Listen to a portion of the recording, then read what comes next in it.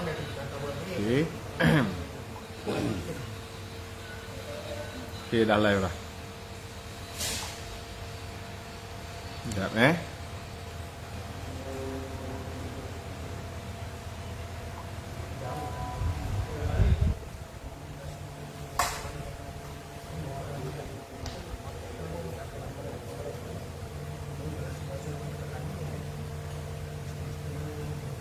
Oi, Abby Yusman first. Sekejap, saya baru nak setting TikTok.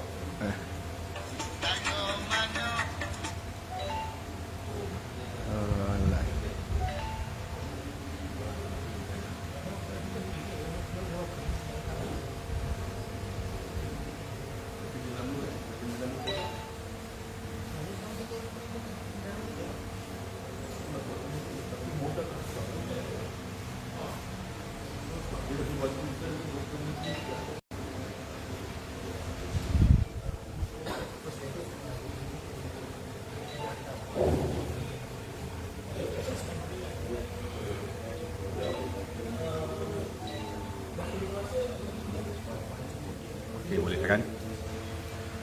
Baik. TikTok pun dah live dah. Baik, Assalamualaikum warahmatullahi taala wabarakatuh. Selamat malam semua. Terima kasih kepada yang sudi tonton, sudi bersiaran bersama saya, sama ada di FB saya dan juga TikTok saya. Malam ni secara live kita bincang-bincang sikit lah. Bincang-bincang sikit tentang isu semasa yang sedang hangat ni kan. Isu semasa yang sedang hangat diperkatakan ni. Kat TikTok saya tak familiar sangat, saya tak aktif sangat di TikTok saya. Sekadar buka TikTok, saya layan Tok Ayah Skoda. Kat TikTok saya layan Tok Ayah Skoda. Tok Ayah kita ada ke? Tok Ayah kita. Tok Ayah Skoda. Ejen Kimia 442 masuk melapor diri. Gitu. Baik, Assalamualaikum semua. Terima kasih yang menonton di Facebook dan juga TikTok. Jadi kita teruskanlah, tak payah duk buang masa lama-lama. Kita teruskan. Sebelum tu suara saya clear ke? Ke ada gangguan apa-apa ke? Mohon bagi kumpulan rimbunan TikTok. Waalaikumsalam. Kumpulan rimbunan. Suara okey ke? Kalau suara tak clear ke, bagi tahu dulu. Kita setting yang apa yang perlu. Oh, clear. Di TikTok clear. Alhamdulillah. Di Facebook clear ke? Waalaikumsalam kepada semua yang beri salam. Adik. Okey. Di Facebook belum ada yang komen clear atau tak. Di TikTok dah settle lah, clear dah. Mak Yu, Abang Yu kita ada clear. Madam Yu dah respon clear. Jadi boleh kita teruskan lah. Baik, bismillahirrahmanirrahim. Pertama sekali, terima kasih kepada seluruh rakyat Malaysia. Tak kira kaum. Saya terkejut juga sampai masuk paper Cina, paper Tamil berkenaan dengan isu ni. Dan terkejut melihat sokongan yang terlampau-lampau. Sangat terkejut lah. Sokongan yang tak langsung saya tak jangka. Baik daripada rakyatnya, orang awamnya, NGO-nya, daripada ahli-ahli politiknya, pelbagai pihak lah. Wartawan, pihak media sejak malam tadi cuba menghubungi saya, tapi saya maklumkan, saya minta maaf, saya memang tak mampu untuk jawab semua soalan. Memang saya tak angkat call lah, tak respon pada mesej, mana-mana mesej lagi setakat ni. Ahli-ahli politik juga dari pelbagai parti juga ada hubungi pun saya tak saya tak respon juga. Oh, abang Syukur Majid ada tu. Dia dah bagi tahu dah. Cikgu jangan risau. Kalau apa-apa hal, cikgu datang kerja dengan dia je. Dia suruh saya jaga drive-thru Syukur Burger. Tak perlu interview, dia kata. Baik, pertama sekali bila benda tulat, sokongan terlampau besar, dia sebenarnya membuatkan saya takut juga tau. Kita rasa berdebar juga. Jadi, bila benda yang kita tak jangka sebegini besar impak dia kepada negara, rakyat respon begitu ramai. Benda pertama ialah bonda saya telefon. Ibu saya telefon, dia kata, Li, ni pesan bonda. Dia kata, Li, sokongan orang ramai itu nombor 2. Nombor 1, biar pastikan apa benda yang dibuat ni dapat keredaan Allah. Apa yang dibuat ni memang betul mengikut syariat Islam kita ni. Kalau memang itulah. Dia nasihat ibu saya ni lebih keagamaan, dan itulah nasihat yang paling ikhlas atas muka bumi. Tak adalah nasihat daripada ibu. Jadi dengan mak saya pun bagi tahu macam tu. Jadi pertama sekali saya ingin bagi tahu, dengan sokongan yang terlampau banyak ini tidak menjadikan saya rasa saya betul. Tidak menjadikan saya ini saya rasa lebih bagus, lebih baik, aku benar, akulah hebat, aku gah, aku banyak support ni, segala benda aku buat ni betul, tidak. Bila kita meletakkan diri kita, aku betul, aku benar kerana sokongan-sokongan yang terlampau banyak, terlampau padu ini, kat situ kita dah jatuh dah. Darjat kita dah jatuh dah. Darjat kita dengan orang ramai mungkin naik. Orang duk puja-puji, hero lah, sanggup berkorban lah, gitulah gini. Orang puja-puji. Orang nombor 2. Ma pesan orang nombor 2. Nombor 1 tu redha Allah dulu. Nombor 1 tu redha Allah dulu. Allah redha tak apa yang kau buat ni? Kalau Allah redha, teruskan. Macam tu. Jadi saya nak bagi tahu saya tidak merasa saya sentiasa benar bila saya ada banyak sokongan. Mungkin juga saya ada salah silap dalam bicara, dalam penulisan dan sebagainya, mungkin ada. Dan saya pernah banyak kali saya bagi tahu pada follower saya sebelum ni, jangan taksub pada saya. Kalau saya salah, tegur. Jangan kalau saya salah pun terus sokong. Tak, saya tak nak macam tu. Saya tak nak macam tu. Sebab saya masih manusia dan manusia takkan lari daripada salah dan silap. Jadi pertamanya, kita buka ceritanya dengan sikap kehambaan dulu. Kalau sikap keakuan ni, sikap Tuhan dia. Aku hebat, aku berkuasa kerana aku buat gini, begitu, kerana akulah jadi gini, tak boleh, tak boleh. Kita manusia. Kita masih manusia. Dan selamanya akan menjadi hamba. Jadi kita mulalah dengan sikap kehambaan dulu. Semoga seberapa banyak sokongan sekalipun tidak menjadikan kita itu rasa hebat, kita rasa gah. Bahkan apa yang kita dapat itu kena ada redha Allah lah. Okey, yang keduanya, sangat banyak pihak cuba menghubungi saya, cuba berjuang bersama saya, terutamanya dari parti politik. Tambah-tambah nak PRU ni kan. Tambah-tambah nak PRU. Macam-macam parti lah cuba mendekati, cuba menghubungi, dan semua saya tolak. Sebab umum tahu saya tidak berpolitik. Tak pernah kalian lihat saya begitu taksub menyokong mana-mana parti politik. Saya tak berpolitik. Saya tak pernah daftar menjadi ahli mana-mana parti. Namun saya laksanakan tanggungjawab saya sebagai rakyat, mengundi setiap kali musim mengundi lah. Dan undi saya memang betul-betul rahsia. Isteri saya tak tahu saya sokong apa. Sampai tahap tu. Isteri saya tak tahu saya sokong apa. Anak saya tak tahu saya di parti yang mana. Sebab saya memang tak berparti, cuma saya laksanakan tanggungjawab saya. Jadi kalau mana-mana pihak yang berkepentingan politik nak ambil mileage daripada isu yang tengah viral, isu tengah hangat, rakyat tengah bagi sokongan besar, dia nak jemput saya ke pentas-pentas ceramah mereka, minta maaf, saya akan menolak. Saya bukan orang yang boleh dibeli dengan RM1, dengan ditawarkan, oh cikgu join sini, kita ada peluang besar nak menang, saya akan perjuang hak cikgu, saya bagi cikgu jadi senator apa. Tak nak. Bukan itu tujuan saya. Dan saya dari awal lagi saya bagi tahu, kalau ada mana-mana parti politik yang berkepentingan menggunakan isu ini sebagai mileage politik mereka, jangan jemput saya. Jangan jemput saya. Saya takkan terima. Tapi kalau dia nak berjuang untuk isu, untuk pendidikan yang lebih baik, silakan, teruskan. Tapi untuk saya berada di pentas politik, big no. Memang saya takkan layan. Memang saya bukan orang politik. Seterusnya, banyak sebenarnya. Sebelum live ni macam-macam idea. Aku nak cakap tu, aku nak cakap ni. Bila live ni, dia hilang sikit. Biasalah kan, macam kita nak pergi temu duga ke, nak masuk jumpa bos ke dalam meeting ke. Sebelum tu idea kita bukan main lagi banyak. Bercapah macam tu. Masuk jumpa bos, masuk dalam meeting, semua hilang, blur. Tak tahu apa. Tapi saya tak ada sampai tahap blur. Tapi banyak benda sebenarnya saya nak bercerita, saya nak bagi tahu. Dan tujuan live malam ni bukan nak memburukkan mana-mana pihak. Bukan nak memburukkan KPM khususnya, tidak. Cuma saya nak bagi tahu ada kerosakan yang perlu dibaiki itu. Saya bukannya nak supaya orang ramai kutuk lagi KPM, kutuk Menteri Dr. Razi Jidin, kutuk KPPM, kutuk KCU, tak nak. Bukan kita nak menjatuhkan mana-mana pihak, bukan kita nak memalukan mana-mana pihak. Cuma Live malam ni saya perlu buat sebagai tanggungjawab saya setelah saya buat satu post yang begitu viral, takkan kita lari diamkan diri. At least kita tampil, bagi tahu, bercerita kenapa benda tu berlaku. Dan apa proses selama ini sehingga sampainya surat itu, sehingga saya mengambil keputusan untuk berkongsi surat tersebut. Baik, berkenaan dengan isu pendidikan, kita masuk terus isu pendidikan, isu utama yang jadi akar umbi pada semua permasalahan ini, semua benda yang berlaku pada hari ini. Saya menjadi guru tahun ini tahun ke-18. Tahun ke-18 sebagai seorang guru sekolah rendah.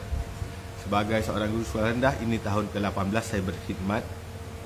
Dan saya memang suka, saya memang cintakan profesi dan kerjaya ini.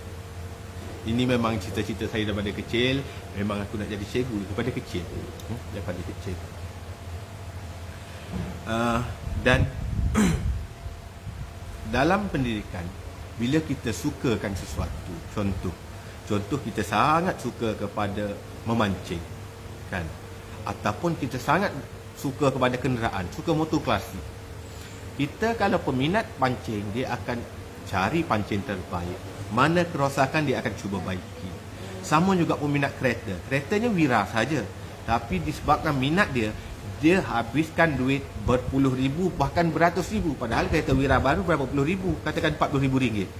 Dia sanggup convert wira dia menjadi Evo, menjadi apa, upgrade engine-nya, pasang itu, pasang ini, kerana minat dia. Mana dia rasa lemah, kereta wira ni slow disebabkan ini, dia tukar benda tu. Tayar ini bahaya, licin, tak boleh grip, kalau ambil lap tak boleh pergi 18, boleh pergi 14 pun dah nak lari dah. Dia pergi tukar tayar lain, pakai pula suspension yang power. Sebab dia minat. Sebab dia sangat minat benda tu. Dia akan cuba tutup segala benda yang dia nampak lemah pada kenderaan dia. Itu kalau orang minat kereta. Jadi kalau saya minat dalam bidang perguruan ini, saya minat dalam bidang pendidikan ini, apa benda yang saya nampak lemah, saya nampak rosak, saya cuba tegur. Itu yang berlaku. Dan saya tegur bukannya di media sosial saja. Saya tegur mengikut saluran yang paling betul lah. Tak ada saluran paling betul melainkan daripada pentadbir kita. Apa yang saya maklum balas, saya boleh bagi tahu pentadbir, kata cikgu, saya rasa buat macam ni lebih baik, saya akan maklumkan. Pegawai PD, kita ada pegawai PD angkat yang datang ke sekolah. Beberapa kali saya suarakan, benda ni tuan tak kena, benda ni tak betul, benda ni menyusahkan. Jadi saya suarakan bersama dengan jalan penyelesaian. Saya rasa buat begini lagi baik. Sebab sesiapa saja, siapa-siapa saja boleh condemn. Condemn cukup mudah. Cukup mudah. Hanya menyatakan masalah, semua orang pandai. Cuba tengok bola. Semua orang pandai duk komen. Oh, ini tak bagus, patutnya serang, patutnya formula gitu, patutnya formula gini. Nak menyatakan kelemahan sesuatu pihak, sesuatu benda, sesuatu barang itu cukup mudah. Namun apa jalan penyelesaiannya? Saya bila saya timbulkan isu, saya akan bawa bersama jalan penyelesaian dia. Saya akan bawa bersama apa yang saya rasa lebih baik untuk menggantikan yang lemah ini. Itu saya. Dah 20,000 dah di Facebook. Tak sangka pun, di TikTok pun dah 2,500. 2,500 TikTok ni saya nak tahu Tok Ayah Skoda ada join tak malam ni? Sebab saya memang buka TikTok cari Tok Ayah Skoda je. Saya tak tahulah dia ambil maklum ke tak isu pendidikan ni. Tapi saya memang minat Tok Ayah Skoda. Saya suka tengok live dia, video-video dia. Jadi ada ke tak Tok Ayah Skoda? Kalau tak ada, siapa-siapa kenal dia, Hosil Liao. Siapa-siapa kenal dia, bagi tahu dia, saya kisah salam kat dia. Set kita jangan pecah. Ejen Kimia 442 masuk melapor diri Tok Ayah Skoda. Saya minat Tok Ayah Skoda, minta maaf. Jadi nak bagi tahu, bila kita minat, saya dah melalui banyak sangat saluran yang betul dan benar. Bahkan tak ada lagi saluran yang lebih baik untuk menyuarakan tentang silibus adalah sewaktu kursus penataran. Setiap silibus baru, guru-guru akan dipanggil berkursus. Waktu tu buku teks tahun 4. Nak lancar tahun depan budak nak belajar. Tahun sebelumnya cikgu-cikgu dah dipanggil lah. Dipanggil dan ditaklimatkan dan dikursuskan. Bagi tahu tajuk baru apa topik mana masuk. topik mana yang perlu ditekankan, bagaimana dia punya silibus baru. Cikgu-cikgu dah diderahkan awal. Jadi saya hadir di PPD Gombak, satu platform yang paling bagus, paling terbaik. Sebab yang adanya adalah pegawai PD dan pegawai JPN, bahagian subjek berkenaan. Mereka ada. Jadi bila sampai pada sesuatu topik, saya bangunlah. Cikgu-cikgu lain pun banyak juga bangun bersuara. Tuan, yang ni tak berapa kena, yang ni tak berapa sesuai, sepatutnya gitu, sepatutnya gini. Jadi diorang tak boleh terima. Itu masalah. Masalah kita, masalah dalam sistem kita, dia tidak boleh menerima kelemahan. Walaupun kelemahan itu benar. Di situ silap yang nombor satu. Sepatutnya bila benda itu ditegur oleh guru ini yang berkubang di lapangan. Pegawai BPD hanya berada di pejabat, datang ziarah sekali-sekala ke sekolah. Sama juga pegawai JPN-nya. Jadi bila pegawai yang uruskan macam tu, cikgu, bukan saya je, cikgu-cikgu lain bagi maklum balaf. Cikgu-cikgu otai berpuluh tahun pengalaman mengajar, bagi tahulah maklum balaf bahawasanya benda ni kurang kena, benda ni tak betul, boleh tak tarik balik. Jadi diorang cuba bersilat. Dia kata betul lah, dia kata kita juga salah. Sampai saya bangun bagi poin-poin sampai dia tak boleh jawab. Pegawai PPD dan JPN tak mampu menjawab persoalan saya kerana saya bawa bersama evidence.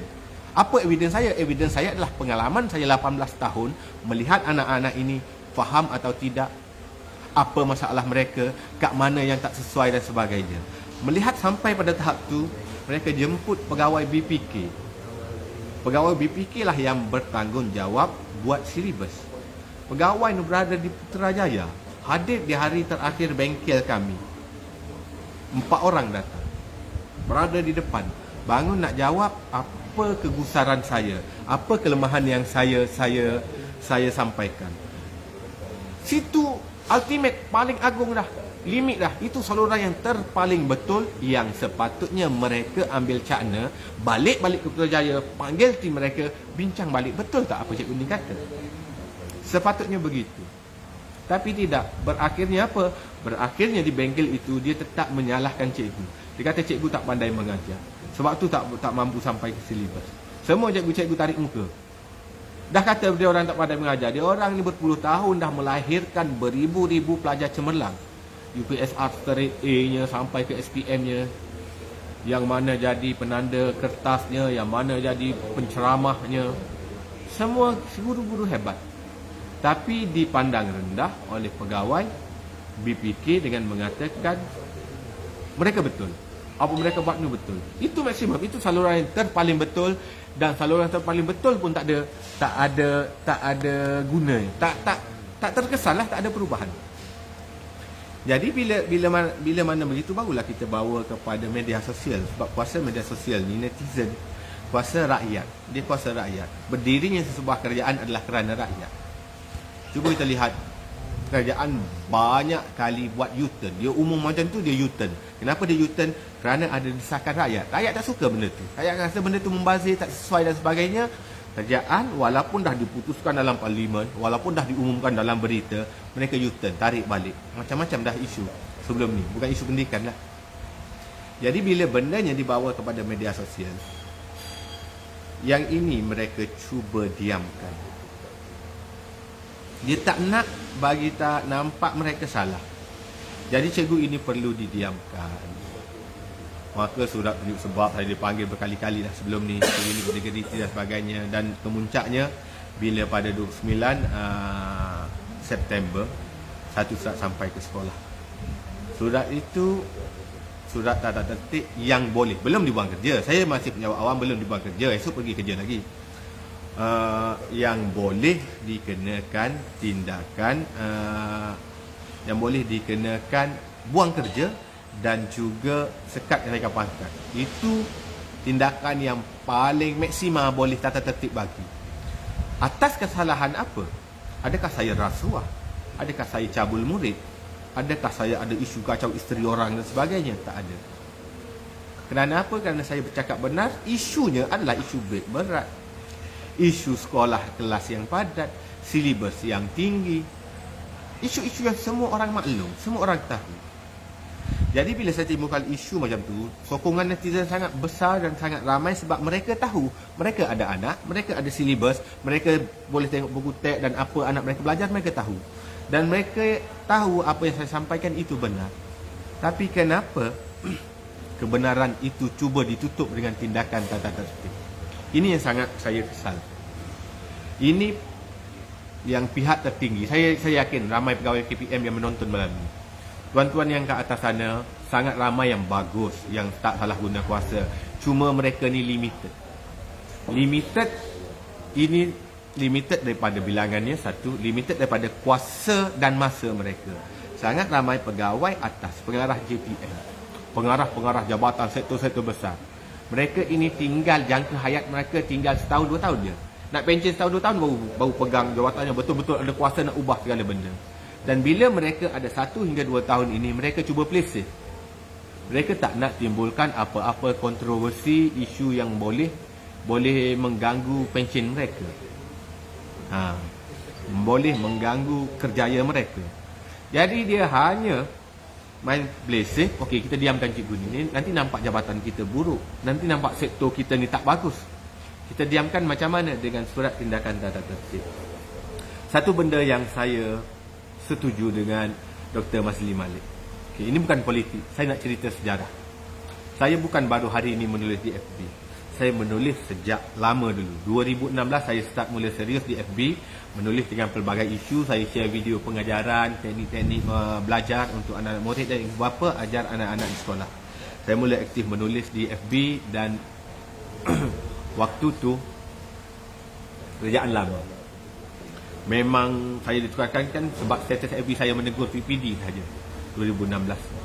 Waktu tu dia jenis bersikap punitif. Kan dulu-dulu kan dia dalam jabatan, mana-mana jabatan pun politik mereka sangat-sangat besar. Pengarah JPN-nya sampai ke pengarah PPD-nya biasanya atas lantikan politik. Ada kabel dengan menteri, ada kabel itu ini, itu. Punca kerosakannya di situ. Kerana mereka atur orang-orang mereka di dalam jabatan, di dalam PPD. Mereka atur. Di jabatan lain saya percaya benda sama juga. Naik menteri ni, kena buang orang-orang lain, naik orang-orang dia. Penyokong kuat dia. Walaupun penyokong kuat dia ni tak layak pun berada di situ. Dia pancung banyak lagi pegawai senior lain yang lebih layak, yang lebih berdedikasi. Tapi sebab dia orang kuat menteri mana-mana, dia boleh naik pangkat jadi ketua pengarah PPD, ketua pengarah JPN. Ini semua orang tahu. Orang JPN, PPD semua tahu. Ini bukan satu pembohongan. Ini adalah realiti kita. Dan benda ni kena ubah. Bukan jabatan pendidikan saja ni. Kena ubah. Kita bagi jawatan kepada orang yang berhak, bukan kepada kroni. Jadi, bila saya menulis sejak dulu, waktu tu banyak bentuk hukuman bersifat punitif. Dulu kan banyak cikgu kena tukar kepada laman hanya kerana apa? Kerana ada logo PAS kat kereta. Pergi ceramah PAS ataupun pergi ceramah parti pembangkang. Kena tindakan tata tertibnya, kena tukarnya. Berapa ramai guru-guru dulu teraniaya. Tapi bila peralihan kerajaan kepada Dr. Masli Malik, waktu tu KPM terbuka, sangat-sangat terbuka. Saya tak pernah lagi lihat kerajaan dan KPM seterbuka itu. Itu satu benda yang bagus. Benda yang buruk ada, tetap ada. Saya bukan nak kata saya sokong. Saya tidak berparti, saya tak pernah menyokong parti politik Dr. Masli. Jujur saya kata saya tak sokong parti dia. Tapi saya suka sikap dia. Bila dia ambil alih, ini cerita ya, bukan kata Cikgu Fadli ni nak suruh undi tu ni. Tak, saya tak berpolitik, saya nak bercerita. Bila parti politik yang Dr. Masli teraju, dia mendengar. Di sini mahalnya dia. Di sini mahalnya beliau. Di sini saya sangat hormat beliau. Sebab bagi saya selalu bagi tahu pada kawan-kawan saya, Dr. Masli ni bukan orang politik. Dia orang akademik. Dia orang akademik. Dia tak layak berpolitik, dia tak pandai berpolitik. Saya cakap macam tu. Minta maaf Dr. Masli kalau tonton, saya bagi tahu Dr. Masli tak pandai politik. Dia dipergunakan oleh orang-orang lain. Tapi dia orang akademik. Apa itu orang akademik? Orang akademik dia sanggup mendengar apa jua benda walaupun tak sama dengan dia. Academician, orang akademik, ahli akademik berhujah atas sesuatu benda, mereka akan terima pandangan yang berbeza dengan mereka. Itulah orang akademik. Tak ada masalah. Kamu bawakan hujah kamu. Kenapa kamu kata makanan ini tidak sedap? Aku berkata makanan ini sedap. Orang tu bawa hujah orang tu, walaupun dia masih stand dengan dia kata makanan ini sedap, tapi dia tetap hormat dengan makanan orang tu. Itu yang berlaku bila Dr. Mazli menjadi Menteri Pendidikan. Jadi mana-mana penulisan, siapa-siapa pun yang condemn KPM, condemn sistem pendidikan waktu tu, dia tak kenakan tindakan. Beliau buat apa? Beliau panggil ke pejabat menteri. Saya dapat hadir ke dalam, aku dapat masuk pejabat menteri. Dia nak apa? Dia nak dengar, Cikgu Badli, apa yang Cikgu Badli nak beritahu. Ini sangat bagus. Kita perlukan pemimpin seperti ini. Faham? Tak kisahlah pada parti mana-mana. Bukan kata jangan pula orang twist kenyataan saya kata Cikgu Badli suruh sokong parti Dr. Mazli. Tidak. Tak, jangan twist cerita. Cuma saya nak beritahu, beliau seorang ahli akademik yang mendengar. 6,000 dah di TikTok yang mendengar, walaupun benda tu menentang beliau. Dia boleh dengar. Okey, dia bagi dua hala. Kita luah. Lepas tu dia akan bagi hujah dia. Cikgu, sebenarnya macam ni. Apa cikgu nampak itu betul. Tapi kami di KPM, kami nampak daripada arah yang lebih tinggi. Mana kepentingannya, kenapa silibusnya macam ni untuk sediakan tenaga peluang pekerjaan, tenaga kerja kepada serata dunia, bukan kita fokus kepada penduduk Malaysia saja. Macam-macam lah hujah dia bila kita dengar. Wah, kita akan rasa okey, ini orang yang boleh menerima teguran, dan beliau juga menyatakan hujah beliau, jadi kita akan respect. Walaupun ada hujah beliau kita tolak, kata alah, saya tak setuju dengan hujah doktor ni. Tak apa, dia tak marah. Tapi ada benda yang kata, betul lah dia kata, rupanya aku silap. Itu yang bagusnya. Kita perlu orang macam tu untuk memimpin, yang mampu mendengar. Sebab saya hadir bukan atas kapasiti politik, tidak. Jadi di situ bagusnya beliau. Yang mana waktu tu, yang mana pihak parti lawan lah, cikgu-cikgu tahu, saya baca sangat banyak post cikgu-cikgu yang tak setuju kerana politik dia hentam Dr. Mazli, dia panggil capang, dia panggil si pendek, dia panggil menteri kasut hitam, menteri tul. Seorang cikgu boleh tulis menghentam menteri dia sendiri macam tu. Apa tindakan? Tak ada. Saya sangat respect tentang tu. Padahal ni dah tahap menghina dah ni. Takkan Dr. Mazli diam je cikgu ni sampai tahap macam tu. Waktu tu betul-betul bebas bersuara. Sampai tahap menghina pun beliau benarkan. Tak ada seorang pun ditangkap, dikenakan surat, kena tunjuk sebab, kena kaunseling, kena tata tertib disebabkan hentam. Padahal itu melampau. Saya tak pernah sampai ke tahap itu. Saya tak adalah, kita tak setuju, takkanlah nak hina-hina orang pula apa semua, bukan saya lah tu. Tapi ada nak bagi tahu, ada guru sampai gelar menteri capang, bercakap menipu, menteri tol tak masuk-masuk apa semua. Itu lantak, itu beliau dah sedia maklum sebagai ahli politik, ia kena hadap dah benda gitu. Tapi yang saya respectnya, satu respect saya boleh bagi tahu, beliau tak kenakan tindakan orang yang tak setuju. Lepas saya dipanggil pun, saya masih lagi menulis benda yang saya sokong, saya tetap sokong. Ada benda saya tak setuju, antaranya isu Jawi, antaranya isu nak perkenalkan English balik dalam matematik dan sains, nak laksanakan semula e-terms. Saya menulis tak setuju. Ya, waktu tu Dr. Mazli, saya kata, Dr. Mazli, maaf saya tak setuju. Saya tulis secara terbuka, tulisan itu di-share oleh ribuan orang juga. Nak menandakan saya bukannya nak bodek dia. Tak, kau betul, aku kata kau betul. Kau salah, kata kau salah. Dan bila saya kata saya menulis pendapat ni, ada kemungkinan pendapat saya tu hanya benar pada saya, tapi salah pada orang lain. Tak ada masalah berbeza pendapat, tak ada masalah. Saya tak pernah ada masalah dengan orang berbeza pendapat dengan saya. Tak ada masalah. Tapi nak bagi tahu, saya bukanlah kaki bodek, kaki jilat. Benda tak setuju, saya tulis tak setuju. Sampai ada satu masa beliau perkenalkan edufluencer. Mana education influencer lah. Influencer yang ada pengaruh. Guru-guru ada pengaruh TikTok, Twitter, Instagram, Facebook, dipanggil, dikumpulkan dalam satu majlis. Saya tak dipanggil waktu itu. Saya pun WhatsApp dia punya pegawai. Kata, kenapa aku tak dipanggil? Sebab ni kalau ikut namanya edufluencer. Waktu tu kalau ke FB tak ada orang lebih ramai followers dia daripada saya. Bukan nak bangga, minta maaf, cuma nak bagi tahu. Saya bagi tahu dia macam tu. Tak ada orang lebih ramai followers daripada saya. Kenapa saya tak dipanggil? Lepas tu adalah dia orang cakap, Dr. Mazli dah tak suka kau. Sebabnya kau lawan dia. Ada benda yang kau lawan dia. Kata, aku bukannya jilat dia, benda dia betul aku sokong, tak betul takkan aku nak sokong. Aku bukannya hipokrit. Saya tak dipanggil tu. Kita tak kecewa pun, nak tanya je. Okey, tak apa, kau jalan dah. Tapi antara benda yang bagus saya boleh bagi tahu yang wujud waktu itu adalah guru adiwira. Guru adiwira ni satu negeri dia calonkan seorang guru tau. Guru yang dianggap terbaik dalam negeri tersebut. Dan saya berpeluang berjumpa guru-guru adiwira. Guru-guru ni sangat-sangat hebat dalam jasa mereka, dalam pendidikan, dedikasi mereka, kerja buat mereka memang tip-top lah. Memang sangat-sangat tip-top. Saya sangat-sangat hormat pada mereka. Saya sangat segan pada mereka ini. Mereka memang berjiwa guru betul. Tapi malangnya antara sahabat saya, Cikgu Sam, saya pernah menulis tentang beliau. Cikgu Sam ni antara cikgu saya hormat. Banyak sangat jasa beliau pada orang asli, terutamanya di Pahang. Sangat-sangat hebat inovasi yang dia bawa sampai ke persada dunia. Murid dia ada rakan daripada luar negara, murid orang asli. Dia cari tab untuk setiap murid dia. Memang saya sangat kagum dengan cikgu ni. Sampai dia ditawarkan sambung master di UK, tak silap saya. Dan bila dia balik, alangkah sedihnya bila beliau jumpa saya, kata, "Cikgu, aku terpaksa keluar daripada sistem." Kata, "Kenapa, Sam?" "Dalam sistem aku terikat dengan banyak benda. Dalam sistem pendidikan sekarang mereka tak mahu mendengar jika benda itu ada singa dekat itu. Mereka tak nak dengar jika benda itu tak kena dengan mereka." Dia tak boleh, dia sebab jiwa dia betul-betul pendidik tau. Aku nak ubah benda ni salah, tapi dia tak boleh bila berada sistem. Dan akhirnya Cikgu Sam melangkah keluar.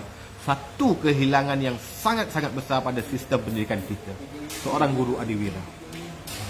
Seorang yang sangat hebat, sangat banyak jasa dan bakti, melangkah keluar daripada KPM kerana sistem yang Little Napoleon ini masih wujud. Mereka hanya nak naikkan orang yang membodek, yang mengampu sahaja, yang puja-puji. Orang condemn sikit, orang kritikan membina tau, bukan condemn nak menjatuhkan, bukan condemn supaya nak memburukkan. Nak beritahu benda ni salah, benda ni tak betul, tak diterima. Dia terpaksa melangkah keluar. Dan sangat-sangat malang lagi, saya berjumpa dan bercakap dengan ramai guru-guru inspirasi McDonald'nya, guru-guru adiwiranya, guru-guru ikon guru negaranya. Saya ramai saya kenal, kami jumpa. Dan memang ramai yang meluahkan benda sama, ramai yang cari benda untuk dia langkah keluar. Dia nak keluar dah, tapi nak keluar bodoh macam tu, tak ada apa-apa plan. Siapa nak bayar hutang-hutang dia, anak bini dia nak makan apa. Jadi mereka perlu ada plan dulu. Mereka perlu ada soft landing dulu. Beberapa, bukan seorang, bukan dua, lebih. Dan guru-guru ini kalau saya sebut, KPM akan kenal. Sebab mereka adalah guru-guru adiwira, guru-guru inspirasi, guru-guru hebat, guru-guru menang anugerah inovasi. Ramai mengatakan, "Cikgu Fadli, saya sangat kasih sayang, suka sangat di sekolah. Jiwa saya memang di sekolah. Saya habis duit gaji, sebulan duit gaji untuk murid saya pun saya rela. Tapi dah saya terpaksa melangkah keluar. Saya terpaksa undur diri." Kenapa? Kerana sistem. Sistem yang tak mahu mendengar luahan akar umbi. Tak nak dengar benda benar. Dia nak dengar penipuan yang manis daripada kebenaran yang pahit. Orang yang berkata benar tapi benda tu pahit akan dikenakan tindakan, disekat kenaikan pangkat, tata tertib, disekat berbagai anugerahnya. Nak serta program tu program ni tak boleh disekat macam-macam. Yang jilat, okay, go on.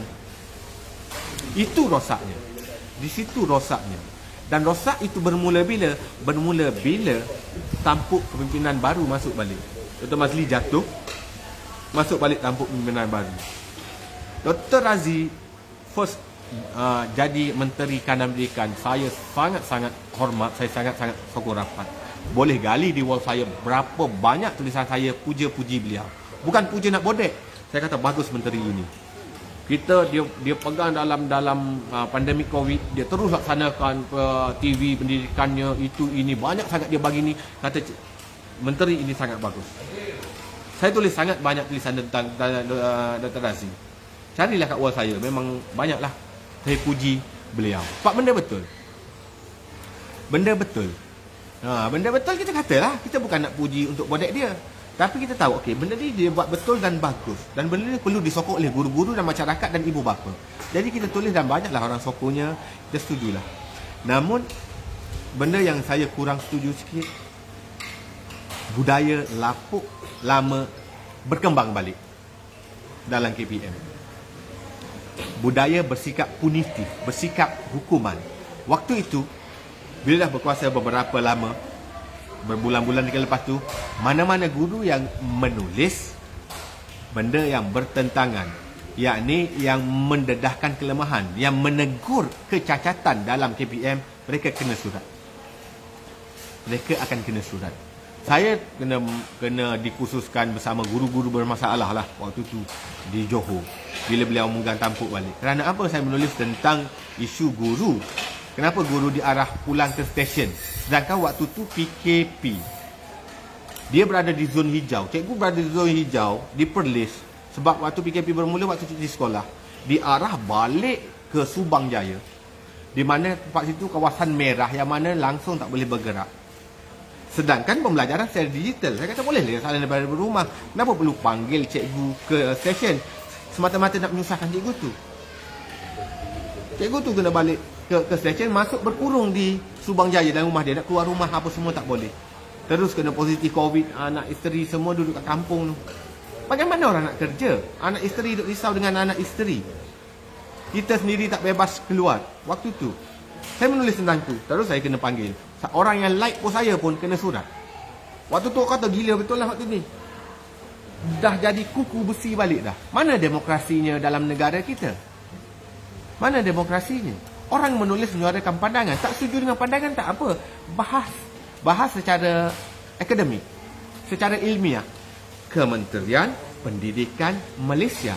Pendidikan bermaksud ilmu. Bermaksud ilmu ini perlu dihujahkan dengan landasan ilmu, yakni tak ada orang benar, tak ada orang salah. Pen ni bagusnya lah. Kenapa kau kata bagus? Sebab dawat dia begini, posisi dia begini, harga dia begini, sangat sesuai menulis. Yang ni kata pen ini tak bagusnya lah. Kenapa? Aku ada hujah aku. Pen ni terlalu berat, terlalu ringan, harganya tak sesuai dan sebagainya. Menulis atas kertas macam ni tak ada tulisan dia tak lekat. Dia boleh berhujah tanpa memperlekehkan mana-mana pihak, dengan menghormati pihak lawan. Itu adalah pendidikan. Itu adalah diskusi ilmiah. Sebab tu bila Dr. Mazli naik, beliau ahli akademik. Sebab tu saya kata beliau ahli akademik. Beliau boleh menerima apa jua benda yang orang condemn, sebab dia suka pada diskusi ilmiah. Berbeza bila naik pada Dr. Aziz Jidin ini, terus datang autokratik, dah jadi macam negara komunis. Langsung tak boleh bagi tahu aku tak setuju dengan benda ni. Kau tak setuju dengan apa-apa dasar kerjaan, apa-apa kerjaan buat, kau akan kena tindakan. Kau kena diam. Ini akta apa ini? Hukum rimba apa kita berada pada dunia hari ini? Hukum rimba apa? Inikah yang dikatakan Kementerian Pendidikan Malaysia yang menyampaikan ilmu pada generasi? Menyekat idea-idea. Idea tidak boleh disekat. Tak boleh nak buat PKP untuk idea. Tak boleh buat Roblox untuk idea. Idea ini datang dan dia perlu diterima sama ada benar atau tidak, setuju atau tidak. Discuss lah. Discuss, tak ada masalah. Itulah baru negara demokrasi, baru benar landasannya, baru benar caranya, baru betul lah cara, barulah Kementerian Pendidikan open. Tak ada masalah nak berbeza pandangan. Sangat ramai kawan-kawan saya sendiri tak setuju dengan ada satu dua pandangan saya. Oh, aku tak setuju dengan kau. Tak ada masalah. Dia bawa hujah dia, saya bawa hujah saya. In the end, kadang-kadang mungkin saya terpengaruh dengan dia. Oi, betul lah kau kata lagi, betul lah. Ataupun dia terpengaruh dengan saya, dia pula, betul lah kau kata, hujah kau ada gini. Ataupun dua-dua rasa betul. Dia betul pada sudut pandangan dia, saya betul pada sudut pandangan saya. Tak ada masalah. Tak ada masalah. Itu sepatutnya berlaku. Hari ini orang yang cuba menyatakan kebenaran, kejujuran disekat. Benda ni kena buang. Tak kisahlah parti mana. Saya bukan nak kata parti Dr. Mazli itu bagus, tidak. Tapi nak kata dia sebagai individu itu memegang dengan sangat bagus. Waktu beliau banyak isu kontroversi yang saya tak setuju. Dan isu tanglungnya sampai berapa menteri turun untuk pertahankan, saya tak setuju. Masuknya komik tentang komunis apa benda dah, melalui Kementerian Pendidikan, itu semua benda salah. Saya tak setuju. Saya tak sokong. Bukan kata nak kata parti dia bagus, tak. Saya tidak menyokong parti.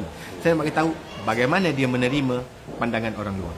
Dan benda ini harus diterap kepada mana-mana menteri yang naik menjadi menteri.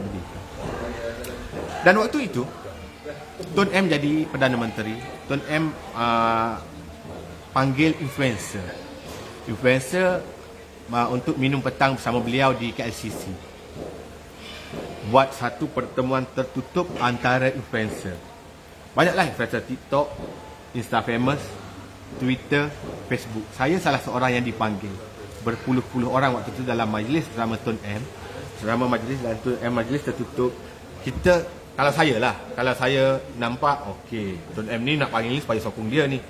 Contohnya kita nampak. Tapi sebab saya orang yang tidak berpihak pada mana-mana, saya memang bukan orang parti, kita pergi dengar. Dan dia buka satu ruang diskusi soal jawab. Bila dia buka ruang, aku ada peluang. Orang lain dah bawa nak pergi. Tun M kat depan. Tun M kat depan ni nak dengar ni, nak jawab kita ni. Yang pergi antaranya Khairul Abdullah, Super Daddy. Ramai kenal kan Super Daddy? Dia pergi, Super Daddy kata, "Oh, saya dapat bangganya dapat berjumpa dengan Tun M. Saya tak ada apa sangat nak cerita, tapi nak beritahu saya sangat suka, sangat sokong." Gitu je. Orang lain pun banyaknya macam tu. Saya pun pergi. Assalamualaikum warahmatullahi wabarakatuh. Saya Cikgu Fadli Saleh daripada SK1 Gombak. Saya nak bagi tahu Tun bahawa pendidikan tidak boleh dipolitikkan. Saya bagi tahu depan Tun M. Tun minta tolong, Tun jangan politikkan pendidikan. Keluarkan sistem pendidikan dari politik. Biarlah diteraju oleh ahli akademik. Jangan politikkan pendidikan. Buat macam PDRM, polis diraja Malaysia. Atas dia adalah raja. Jadi Kementerian Pendidikan diraja Malaysia. Kan bagus tu. Maknanya tak ada lagi campur tangan orang politik. Susun atur pegawai di KPM pun tidak disusun atur oleh tangan-tangan gaib yang ada kuasa sebagai menteri dan sebagainya. Pengarah JPN, timbalan pengarahnya, pengarah sektor KPPD-nya tidak lagi disusun atur oleh orang politik. Benda ni sekarang berlaku campur tangan orang politik. Orang-orang di PPD, orang-orang di jabatan, tanyalah siapa-siapa. Orang-orang di KPM, pengarah itu, pengarah ini. Banyaknya lantikan atau campur tangan orang politik. Bukan kerana mereka layak berada di posisi tersebut. Kerana kau orang aku, kau sokong aku waktu aku kalah lagi, sekarang aku ada kuasa, aku bagi kau jawatan ini. Dengan harapan apa? Okey, kau kena bantu aku balik. Kau kena hasut cikgu-cikgu datang dalam program aku. Benda ni berlaku. KPPD panggil semua, arahkan setiap sekolah wajib hantar 20 orang guru pergi kepada program. Program nama atas isu pendidikan. Yang hadirnya waktu tu apa? Orang politik, YB datang, sentuh sikit isu pendidikan, bagi tahu sokong dia, sokong itu, sokong ini. Itu benda yang patut dibuang. Rosaknya pendidikan kerana tangan-tangan inilah, tangan-tangan pencaturan ahli politik yang inginkan sokongan. Mereka perlu, pengarah JPN perlu berada dalam orang mereka. Mereka perlu KPPD itu orang mereka. Kerana dia tahu ketua pengarah JPN ni kuasa penuh kepada semua guru dalam negeri tersebut. Ketua ketua pengarah PPD pula ada kuasa penuh pada cikgu dalam daerah tersebut. Jadi kalau aku pegang ketua-ketua ini orang aku, bila aku laksanakan abang program, mereka boleh arahkan guru-guru dalam negeri mereka, dalam daerah mereka datang menyokong program aku, menunjukkan aku berjaya, menunjukkan aku ini bagus, membuatkan majlis politik aku lebih panjang, nyawa aku dalam politik lebih jauh. Itu yang berlaku sampai hari ini. Tak kira daripada pemerintahan parti mana pun. Sama juga berlaku waktu Dr. Razli berlaku naik pun. Orang-orang BN waktu tu sepatutnya nama dia naik sebagai pengarah. Tukar je kerajaan, nama dia kena pancung. Orang PH pula naik pengarah. Berlaku benda ni. Jangan kata saya bercakap bohong. Tanyalah siapa-siapa. Benda ni berlaku. Bukan dalam pendidikan saja. Sektor lain pun sama. Ni jatuh pula Dr. Razli. Naik siapa? Dr. Razli Jidin pula. Orang-orang dia pula naik. Sampai bila? Hancur lebur generasi kita, sistem kita, negara kita kerana campur tangan politik. Meletakkan orang yang tidak layak di tempat itu. Dan orang ini hanya yang menurut perintah, angguk-angguk yang tahu jilat tanpa membantah setiap program yang menteri bagi tahu ataupun ketua pengarah bagi tahu, semua betul, semua benar, semua bagus. Ini berjaya, kita kutip data. Padahal data itu adalah data-data penipuan yang dipaksa oleh guru. Cikgu tak boleh letak GP3. Kalau cikgu letak, cikgu bermasalah ni. Kami akan turun pantau. Kenapa ada budak GP2? Tak boleh letak tau. Jadi cikgu tak nak ada masalah. Nanti PPD datang JPN, datang Nazir, datang kenapa murid dia dapat tahap penguasaan 1 atau 2. Menunjukkan cikgu tu tak pandai. Cikgu kena bersalahkan, kena buat intervensi, kena buat itu, kena buat ini. Jadi semua cikgu main play safe. Okey, letak GP3 ke atas. Contoh. Jadi, program kita berjaya. Nampak peningkatan berapa banyak. Sebab tu tak pelik lah bila keputusan SPM waktu PDPR paling tinggi dalam sejarah. Tertinggi dalam sejarah. Saya rasa, ini pandangan peribadi, mungkin benar, mungkin tidak. Mungkin benar, mungkin tidak. Saya rasa benda itulah dipolitikkan. Untuk nampak kejayaan sesuatu pihak. Kita berjaya. Realitinya semua cikgu tahu, pensyarah universiti tahu, ahli-ahli ibu bapa pun tahu, PDPR waktu PKP sangat gagal. Berapa ramai murid join Zoom? Berapa zaman murid boleh laksanakan tugas waktu PDPR? Kesannya, tapi nak bagi tahu mereka berjaya, mereka hebat, mereka itu, mereka ini. Bila kita tulis jujur, kita kena tindakan. Kesannya mana? Hari inilah, bila sekolah dibuka secara elok, murid tahun 3 berapa ramai tak dapat membaca. Mereka buat program baru, program bantu baca. Bagus program itu, saya sokong. Saya antara guru yang ada 5 orang murid, setiap hari kami akan belajar. Bagus, satu program yang bagus, kita sokong. Benda baik, KPM ni banyak benda bagus. Bukan saya kata bila saya menulis macam tu, KPM segala benda jahat. Tidak. Pegawai-pegawai PPD, JPN, KPM sangat ramai yang bagus berdedikasi. Namun, mereka diikat dengan akta yang tak benarkan mereka berkata dengan benar. Mereka nak jaga periuk nasib mereka. Ramai pegawai PPD, JPN, bahkan pegawai KPM setuju dengan saya secara peribadi. Cikgu, apa yang cikgu laksanakan itu benar dan betul, saya sokong. Tapi saya tak boleh menyatakan sokongan secara terbuka. Saya terikat, banyak mata-mata memandang, banyak sangat politik dalaman cuba menjatuhkan. Jika nampak saya sokong Cikgu Fadli ini, ada orang screenshot, orang report, saya pula boleh dikenakan tindakan tukar tempat kerja ke, surat tunjuk sebab ke, kenaikan pangkat saya disekat ke, ataupun politik dalaman sepatutnya saya naik kepada posisi berikut tapi dicantas. Kerana apa? Kerana berkata benar. Kenapa takut sangat dengan kebenaran ni? Kenapa takut sangat dengan kebenaran? Negara apa kita duduk ni? Negara komunis kah? Kuku besi kah pemerintahannya? Kita negara demokrasi berparlimen. Maksud demokrasi itu boleh terima pandangan, bukan hanya satu arahan saja. Kononnya dah berapa lama dah KPM cuba laksanakan dasar bottom to up, daripada bawah nak dengar luahan orang bawah. Berapa lama dah diperkenalkan, sampai ke hari ini tak berjaya. Kerana apa? Bila ada bottom punya bersuara, up akan tekan. Up akan dipijak. Orang atas ni, orang UMNO akan pijak, akan tekan. Jangan bersuara. Ini program aku. Kena tunjuk perfect, kena tunjuk betul, kena tunjuk terbaik. Jangan tunjuk kelemahan. Itu yang berlaku. Bukan sekadar hari ini, sebelum-sebelum ini pun sama. Benda ini yang kena ubah.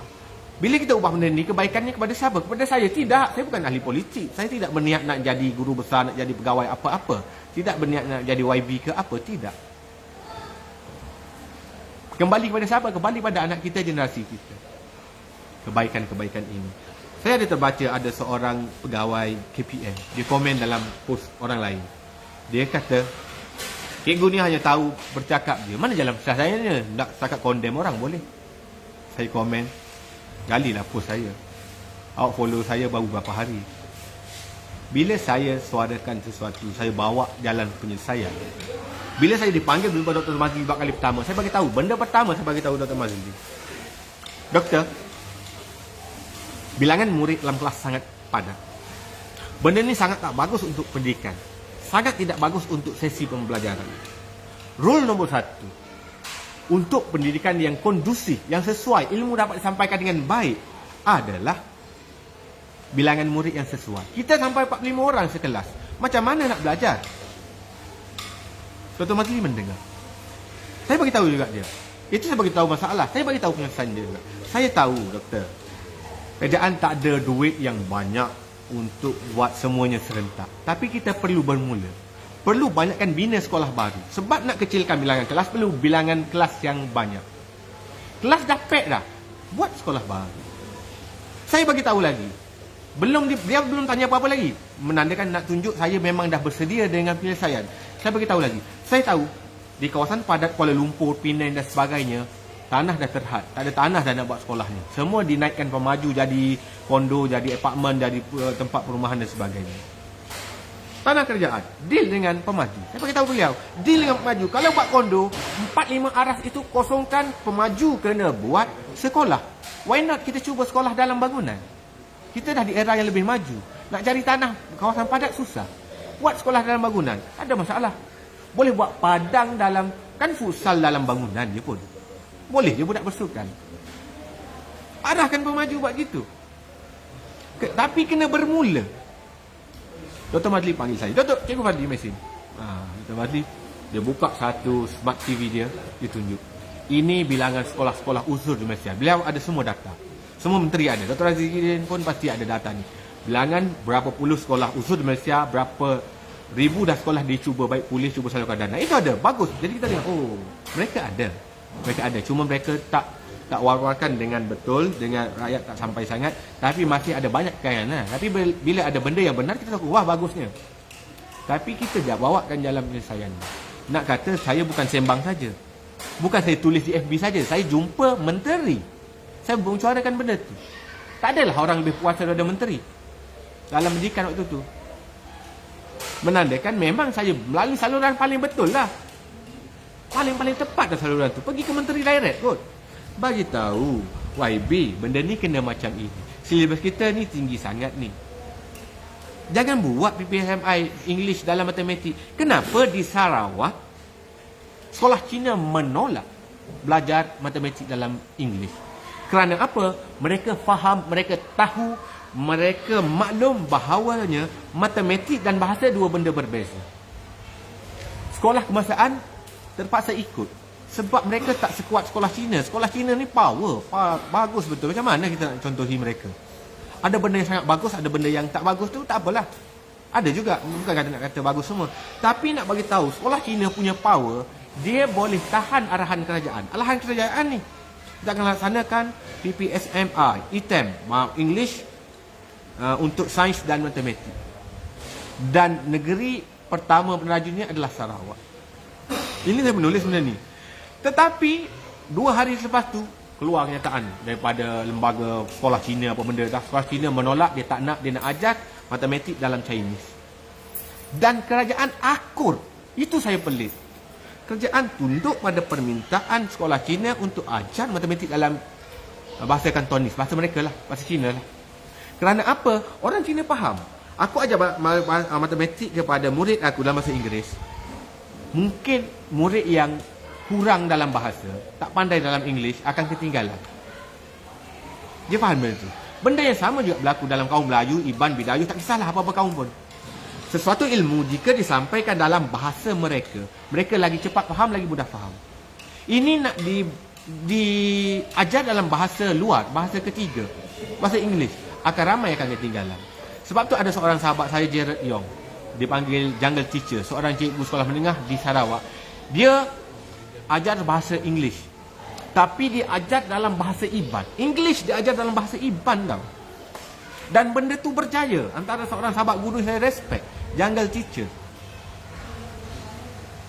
English dia ajar dalam bahasa Iban dan murid dia berjaya. Dia sangat aktif lah. Dia jemput dalam banyak wal bicara, termasuk dengan platform-platform antarabangsa. Jared Young. Boleh search kat FB Jared dan JARODYOUNG. Handsome lah orang ni. Saya jumpa dia banyak kali, beberapa kali. Kami baik. Nak bagi tahu kat sini bahawasanya kenapa kita tak sekuat sekolah Cina. Hebat sekolah Cina. Saya respect sekolah Cina bab ni. Dia boleh buat kerajaan tunduk pada arahan dia. Sedangkan sekolah kebangsaan semua wajib dalam English. Walaupun ada beberapa guru tak setuju. Yang setuju tu teruskan. Kita tak menolak. English diajar dalam bahasa lain, boleh buat budak tu lagi fasih English, kita tak menolak. Tapi kita kan dah ada DLP. Program DLP adalah Dual Language Program. Ada kelas yang ajar matematik dan sains dalam English. Ibu bapa boleh pilih. Ada banyak je ibu bapa yang gunakan bahasa Inggeris sebagai bahasa pertuturan di rumah. Orang macam ni sesuai lah anak-anak mereka masuk kelas DLP. Kita dah ada dah program tu. Tapi nak diautoritikan seluruh sekolah buat benda tu, itu antara benda yang saya melawan juga. Itu adalah benda yang saya tulis juga. Kenapa tak bagi pilihan? Sekolah yang mana ibu bapa mereka menjadi nak benda tu, teruskan. Sebab tu saya tidak bertegah bahawasanya pandangan aku terbaik. Saya tak kata aku betul ni. Orang kata belajar matematik dalam English itu akan mudah jadi murid dalam matematik dan English tu salah. Tak, saya tak kata gitu. Cuma dari sudut pandangan saya kata begitu. Bagi mereka yang berpandangan DLP sangat bagus, ajar Inggeris, matematik dan bahasa Inggeris memang improve murid-murid mereka pun betul. Mereka pun benar. Atas hujah mereka, pengalaman mereka, audien mereka. Audien kita berbeza. Pengalaman kita berbeza.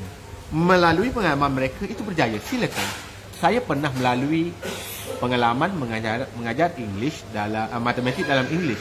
ITEM waktu diperkenalkan pada 2006 saya first year posting. Jadi saya orang berpengalaman tentang benda tu dan berdasarkan pengalaman saya benda ni tak sesuai. Jadi saya benar berdasarkan pengalaman saya. Namun ada guru tulis, cikgu, saya ajar dalam English anak murid saya sangat ramai lebih faham, mereka improve English mereka lagi improve. Saya rasa sangat bagus program ni. Okey, kita tak menafikan dia. Itu betul pengalaman dia. Teruskan. Kita setuju. Itulah kita kata diskusi ilmiah. Kita tidak menyalahkan mana pihak. Tak kata kau salah, aku betul. Tidak. Kau betul pada sudut pandangan kau, pada audien kau, pada murid kau, pada sasaran kau. Aku benar dan betul pada sasaran aku. Tak ada masalah. Kita bukan nak bergaduh siapa betul, siapa salah. Kita sama-sama sayangkan sistem pendidikan ini. Kita sama-sama nak lihat anak masa kita lebih maju. Silibus memang perlu diubah selari dengan keperluan zaman semasa. Saya tak tolak perubahan silibus, tapi saya tolak yang melampau. Yang mana murid belum masanya untuk faham benda tu. Benda-benda ginilah yang saya kongsi dan luahkan. Dan perkongsian dan luahan ini dianggap ancaman kepada negara, ancaman kepada KPM. Cikgu ini bersuara tentang dasar kita, tentang subjek yang terlampau banyak. Saya sangat suka membaca tentang isu pendidikan. Saya dijemput banyak kali untuk program-program pendidikan, antaranya makmal Gipadu. Kita dapat input daripada lecturer, orang overseas datang bagi tahu cerita pengalaman mereka mengajar di UK, US-nya, di Finland-nya. Antara yang saya belajar, dia bagi tahu. Saya tak nak sebut nama orang ini. Sebab kenapa saya tak nak sebut? Saya sangat hormat orang ini. Dia ada jawatannya agak yang besar dalam KPM juga. Saya tak nak sebut nama dia sebab apa? Sebab kawan-kawan saya yang rapat dengan saya, hanya kerana mereka rapat dengan saya, mereka turut di blacklist, mereka turut disekat bermacam-macam. Dilihat orang tu baik dengan saya, kami buat kerja kebajikan sama-sama, kami buat program sama-sama. Orang atasan yang benci pada saya, dia turut benci pada kawan-kawan saya. Dia bukan takat nak mengenakan Cikgu Fadli. Siapa-siapa baik dengan Cikgu Fadli, aku akan pancung juga. Sampai tahap itu. Kesian kawan-kawan saya yang berada di jabatannya, yang berada di CPM-nya, yang berada di sekolahnya, kena sekat pelbagai kerana rapat dengan Cikgu Fadli. Sampai mereka bagi tahu dalam taklimat, benda ni privasi ya. Siapa yang baik dengan Cikgu Fadli, tolong jangan beritahu dia. Nanti jadi isu. Sampai tahap macam tu tau. Sampai dalam program di PPD, pernah suatu ketika orang tanya, ni cikgu sekolah mana? SK1 Gombak. Oh, sekolah Cikgu Fadli ya? Datang depan, duduk depan sekali. Aku kat sekolah tu. Member aku tak tahu ke bendanya, pergi programnya, dipandang jijik juga, dipandang bermasalah juga. Kesian kat member tu. Duduk depan ni, satu sekolah Cikgu Fadli ni. Sampai tahap tu. Sebab tu saya tak nak sebut nama siapa-siapa. Jadi orang ni saya kagumi lah. Dia ada pangkat yang tinggi. Dia yang beritahu saya, Cikgu tahu tak kenapa Finland menjadi negara nombor 1 dalam pendidikan? pendidikan negara Finland adalah terbaik di dunia, nombor 1. Kenapa? Saya tanya, kenapa Datuk? Dia bagi tahu cikgu, Finland ambil masa 10 tahun bina trust di dalam masyarakat mereka. Rakyat mereka, 10 tahun Finland ambil masa untuk rakyat trust pada seluruh sistem mereka. Bila ada trust, waktu tu apa benda yang mereka buat berjalan lancar. Kita langsung tak ada trust, tak ada kepercayaan. Orang KPM tak percaya pada orang JPN, orang JPN tak percaya pada PPD, orang PPD langsung tak percaya pada cikgu. Kenapa saya kata langsung tak percaya? Apa-apa maklum balas cikgu, dia takkan terima. Dulu waktu diperkenalkan Linus, nak bagi tahu betapa tak percayanya KPM pada cikgu-cikgu dia sendiri. Linus ada saringan. Linus ni literasi dan numerasi. Ajar anak-anak yang tak kuasai membaca dan kira. Ada program Linus. Program yang bagus, tapi pelaksanaan dia, prosedur dia sangat menyusahkan. Setiap murid perlu kita saring. Okey, ini berapa, ini berapa. Banyaklah bahan perlu disediakan. Saya lalui zaman Linus. Kena tulis nama murid. Biasalah nama murid nak tahu siapa lulus, siapa tidak kan. Saringan kena buat 3 kali. Setiap saringan kena ada tarikh. Tak boleh tanda lulus ke tidak, je tak boleh. Dan semua murid wajib laksanakan dari awal. Tak percayanya pada cikgu. Kita tahu dah murid aku ni 100 belakang matematik. Baru tahu satu dah hafal CP 25 dah. Memang power. Dia tetap, cikgu wajib juga laksanakan pada murid ni. Tanya dia, kena ambil batu, buat macam orang bodoh. Ni berapa?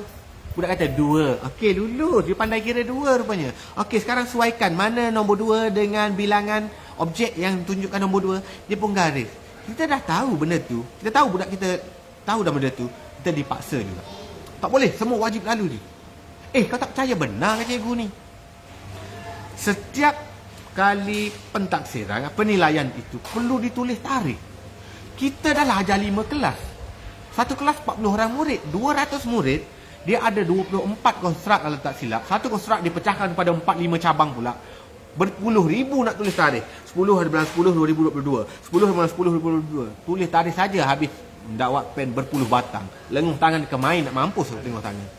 Saya bagi tahu apa benda relevannya, rasionalnya kena tulis tarikh. Tak boleh, nanti cikgu tipu. Tarikh tu kena ada. Saya pernah kena dakwa dengan Fesi Linus. Sebab saya tak sepatutnya tanya lagi murid itu konstrak tersebut. Murid tak belajar lagi benda tu. Saya dah tertanda, satu orang murid je saya tersilap, saya pangkah yang tu. Dia jadikan kes, dia buat laporan terhadap cikgu Fadli, ini menipu dalam data. Benda ni tak patut tanya lagi, saya dah luluskan murid ini. Punya tak percayanya orang PPD kepada cikgu. Tak ada trust. Bila tak ada trust, macam mana negara nak maju? Ibu bapa tak ada trust pada cikgu. Ibu bapa cukup risau, cikgu ni buat apa dengan anak aku. Cikgu bertiktok je dalam kelas. Perlu ada CCTV dalam kelas, tengok cikgu mengajar betul ke tak. Cikgu balik buku kat muridnya, tumbuk muridnya, pukul muridnya, cabul muridnya. Tak ada trustnya ibu bapa terhadap guru. Tak ada trustnya KPN, JPN, PPD terhadap guru. Masyarakat tak ada trust pun pada KPM. Bagaimana pendidikan kita nak jadi nombor 1? Tukarlah menteri, berapa ramai menteri pun. Perkenalkanlah dasar itu, dasar ini, TS25-nya, sekolahku sejahteranya. Macam-macam program dibenarkan. Tanpa trust, tanpa kepercayaan, takkan ke mana. Finland nombor 1 di dunia kerana trust itu dibina 10 tahun lamanya. Nak bina trust bukan kecil. Sampai ke hari ini trust itu bukan makin terbina, makin hancur. Cikgu makin meluat, makin benci, makin tak percaya kepada pegawai PPD, JPN, KPM. Kerana bila mereka bersuara, mereka dikenakan tindakan. Kerana itu, bila kita nak maju, di Finland murid mereka belajar 45 minit. Selepas 45 minit, 15 minit murid wajib keluar kelas bermain di luar. 15 minit, seronok tak kalau anak kita macam tu? Seronok. Budak tunggu masa nak pergi sekolah ni. Buku tak payah bawa. Bawa bekal dia, berlari pergi sekolah ni. Punya seronok. Kerana apa? Belajar 45 minit, main 15 minit. Masuk lagi belajar. Waktu 15 minit itu, murid dilarang berada di dalam kelas. Tak boleh ada murid dalam kelas. Siapa ada murid ada dalam kelas, murid itu dianggap langgar peraturan. Dia tak nak murid ada dalam kelas. Dia nak murid keluar bersosial. Bergaul, bermain bola, kau main tolak-tolak, jatuh, berdarah ke apa, tak kisah. Itu adalah pendidikan. Bukan hanya di dalam darjah. Habis masa 15 minit, jom masuk kelas. Murid berlari masuk kelas. Seronoknya mereka. Mereka boleh bina seperti itu. Adakah silibus mereka terlampau mudah macam silibus kita 80-an? Tak juga. Silibus mereka saya lihat bagus dan tinggi, agak tinggi tahapnya. Tapi murid mereka seronok belajar, benda itu mudah diterima. Guru mereka seronok mengajar, maka mengajar dengan usaha yang lebih, murid cepat faham. Ibu bapa trust sangat kepada sistem pendidikan mereka. Bawa anak dengan 100% kepercayaan, anak aku dijaga dengan baik oleh guru-guru di sekolah. PPD atau jabatan atasan di sana sangat percaya pada guru-guru mereka. Bagi kebebasan cikgu nak buat apa buat. Ini cikgu kena laporkan itu, laporkan ini. Bila markah prestasi rendah, murid tak lulus, cikgu kena luluskan. Kena buat intervensi. Cikgu ni bermasalah. Dia tak percaya pada cikgu. Sedangkan guru-guru sekarang adalah yang terbaik dalam Malaysia. Yang ini saya sangat sokong KPM. Dia saring betul-betul para guru hari ini. Cikgu-cikgu awak hari ini, cikgu-cikgu anak-anak kita hari ini, lepasan IPGM yang sangat power. Tak ada Pak A, jangan harap dapat jadi cikgu. Straight A, 9A, 11A, berapa ramai yang apply jadi cikgu. Murid-murid genius. 6A ke atas tu biasanya akan diambil cikgu. Persaingan sangat sengit untuk jadi cikgu sekarang. Cikgu yang ada sekarang sangat berkualiti. Saya sangat tabik. Cikgu sekarang sangat berkualiti. Yang menghancurkan kualiti ini adalah jabatan. KPM, dinosaur, Little Napoleon yang tak nak dengar luahan akar umbi. Itu yang menghancurkan. Sistem yang ada banyak sangat yang bagus. Banyak sangat yang bagus. Guru kita sangat-sangat berkualiti. Guru baru posting, saya akan rujuk mereka. Aku pengalaman 18 tahun tau. Saya akan dekati mereka. Apa pedagogi terbaru dia ajar di IPGM? Apa intervensi kau buat? Apa inovasi yang kau buat? Dia kongsi. Kita terus je, wah cikgu ni hebat. Aku tak mampu saingi dia. Kita dah ada guru terhebat. Kenapa pendidikan kita masih mundur? Kenapa dia mundur? No! Yang ada kuasa ke atas tu yang menyebabkan kemunduran. Langsung tak nak dengar, tak boleh tulis. Saya bagi tahu subjek kita, anak kita belajar sampai 13 subjek, 14 subjek. Di Finland mereka belajar 4 hingga 6 subjek. Saya tulis negara China nombor 1 dalam matematik dunia. Subjek matematik diajar di negara China 15 jam seminggu. Kita diajar 2 jam setengah seminggu. Bila masa kita nak boleh saingi mereka? Macam mana kita nak saingi? Macam mana? Macam mana nak saingi seorang, katakan China ada satu tanah, kita ada satu tanah. Mereka usahakan tanah itu dengan segala fasiliti yang lengkap. Dengan jenteranya, dia ada kelengkapan yang bagus. Dan sekolah mereka sediakan. Sekolah kita pintu tandas pun tercabut. Dan mereka laksanakan ladang itu, tanah itu 15 jam seminggu. Sehari 8 jam katakan. Sehari katakan 4 jam kerja. Katakanlah 4 jam kerja sehari, 20 jam seminggu. Kita sehari setengah jam. Mana mungkin kita dapat hasil lebih baik pada China? Jauh kita akan ketinggalan. China dapat hasilkan jagung katakan 1000 tan sebulan. Kita dapat hasilkan jagung 100 kg sebulan. Kerana apa? Masa kita tak cukup. Benda ni saya tulis. Benda ni KPM marah tulisnya. Dahlah kau tak boleh fikir.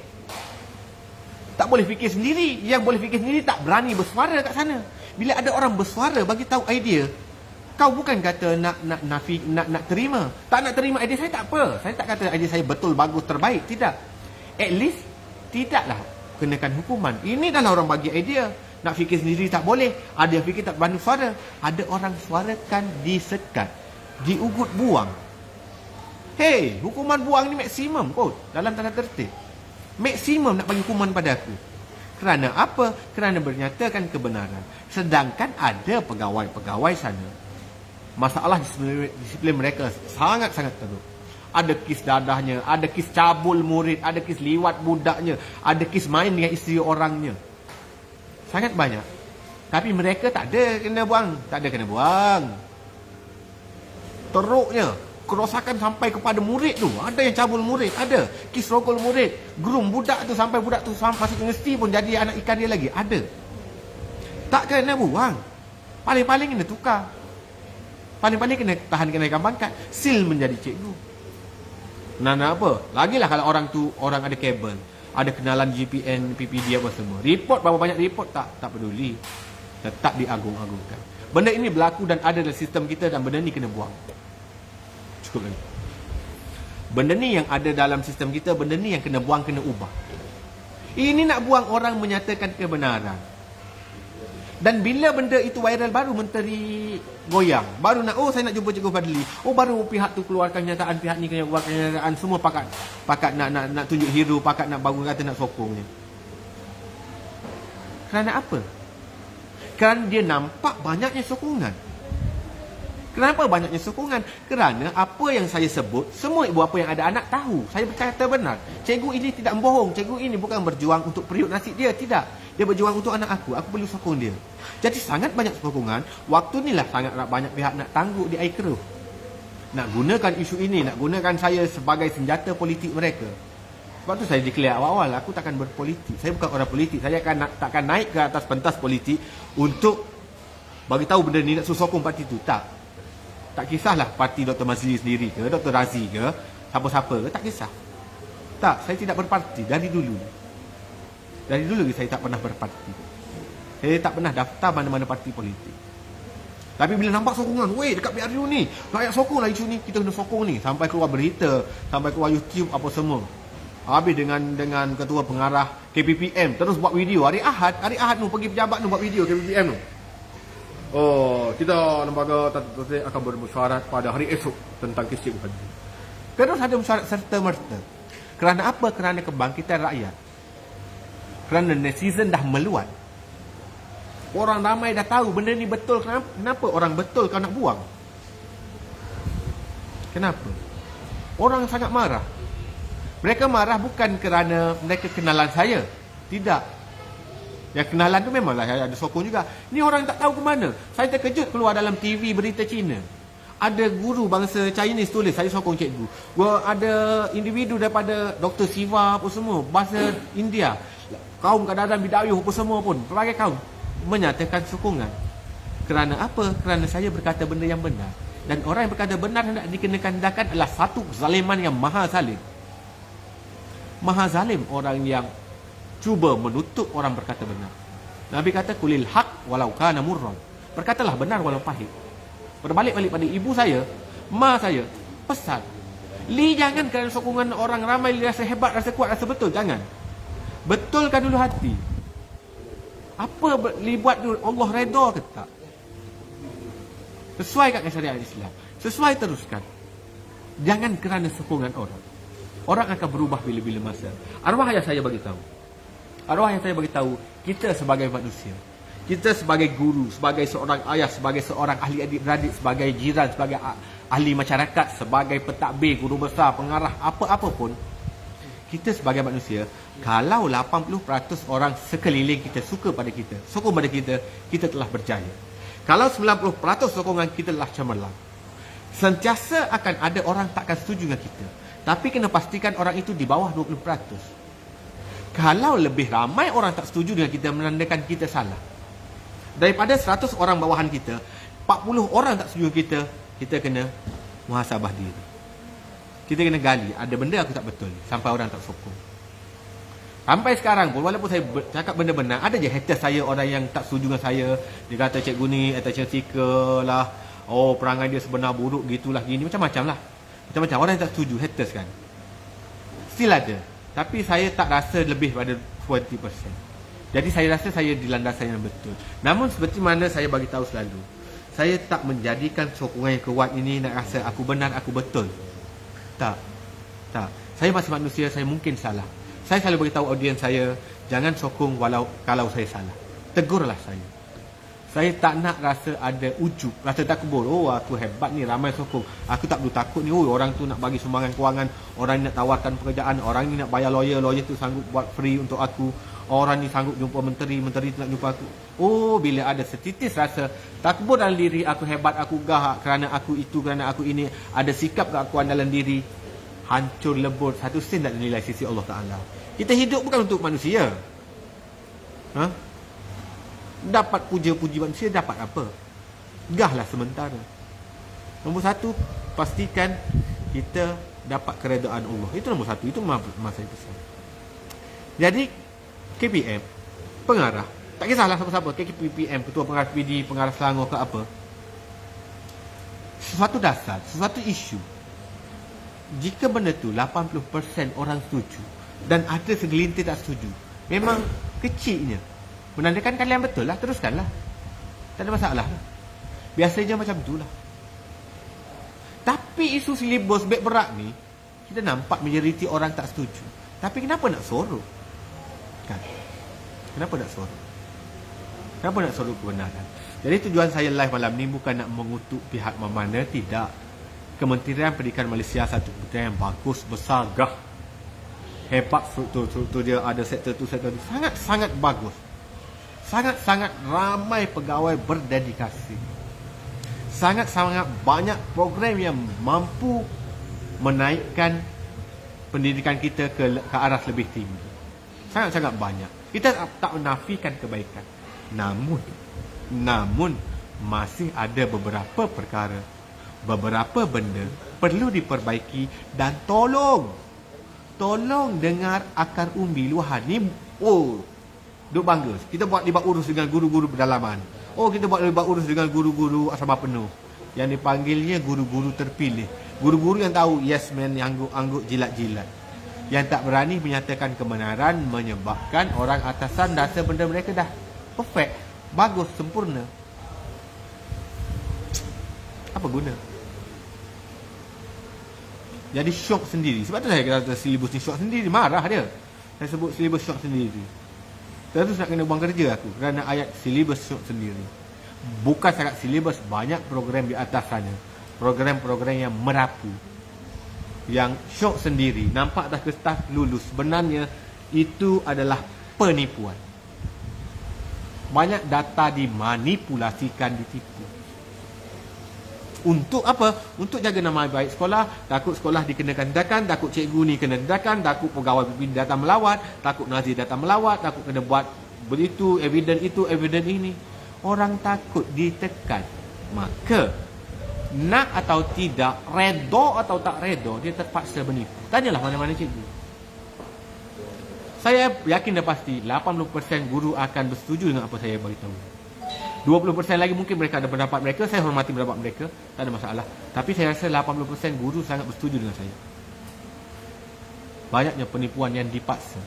Terpaksa jaga nama baik sekolah, jaga nama baik guru besar, jaga nama baik daerah.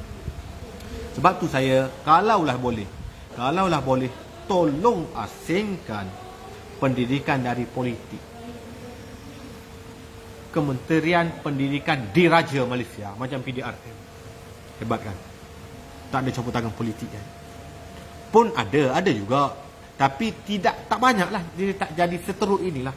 Ini sangat-sangat teruk. Campur tangan politik dalam pendidikan sangat-sangat teruk. Pengarah nak kena orang dia. Orang itu kena orang dia. Nak jawatan ni orang dia. Padahal orang tu tak layak pun berada di seat tersebut.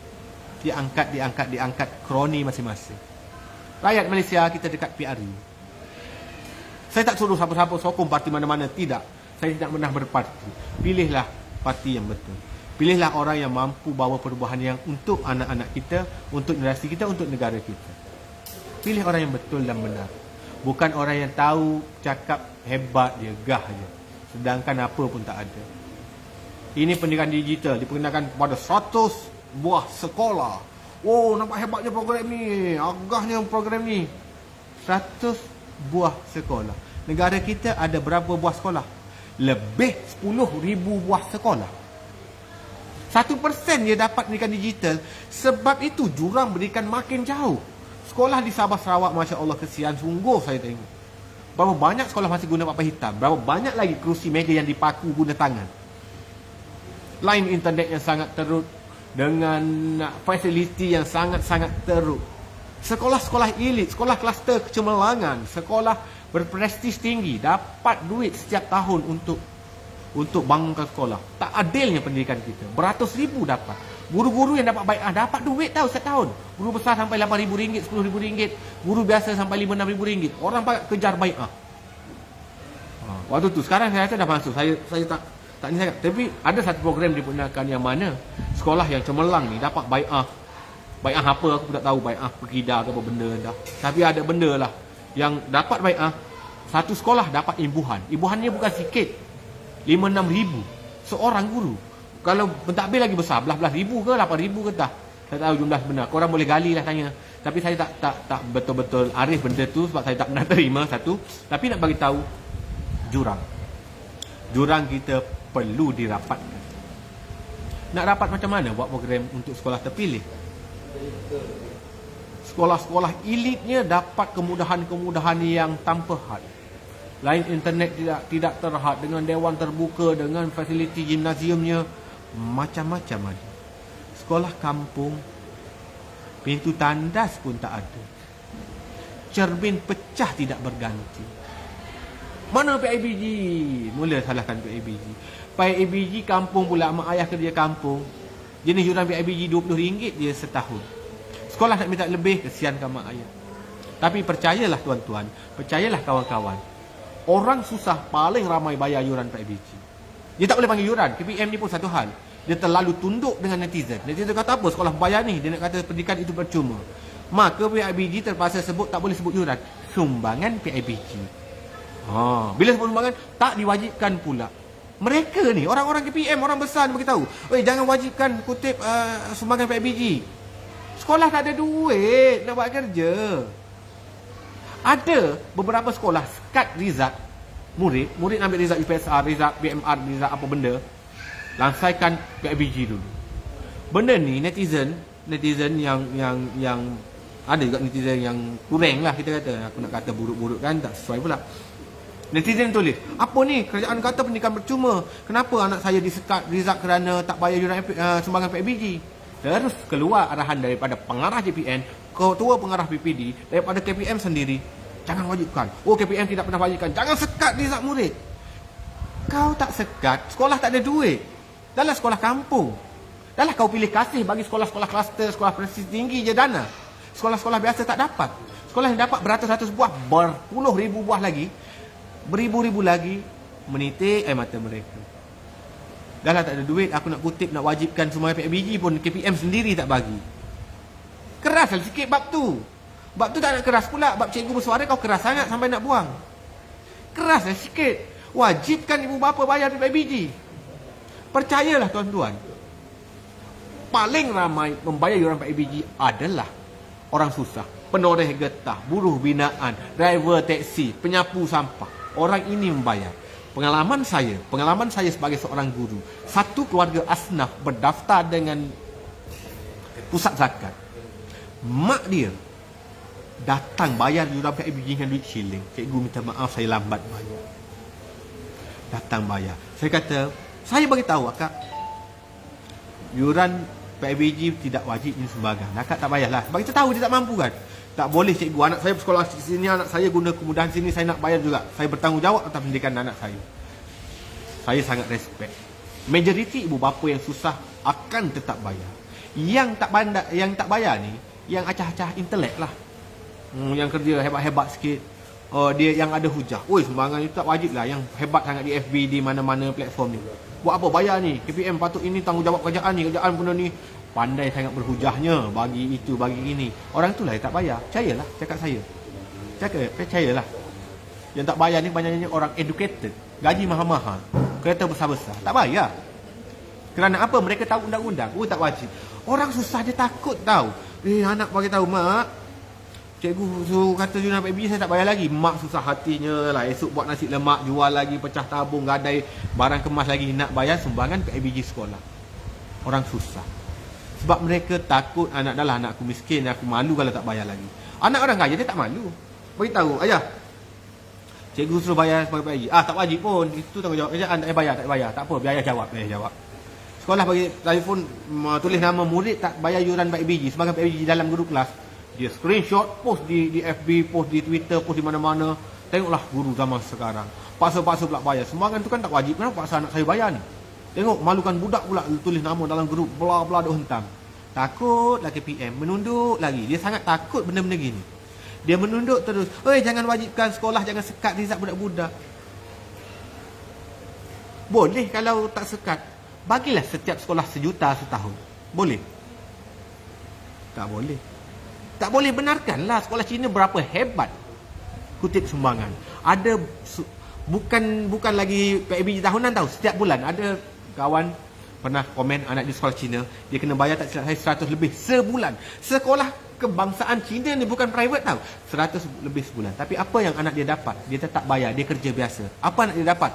Kelas Aircon. Sekolah rendah, kelas Aircon, Smart TV. Dah berpuluh tahun dah sekolah Cina ada Smart TV. Satu Smart TV tu harga RM10,000 dulu. Bukan Smart TV, sorry, Smart Board. Smart Board. Ibu rasa-rasa berbaloi aku bayar 150, 170 sebulan. Padahal sekolah kebangsaan, bukan sekolah private.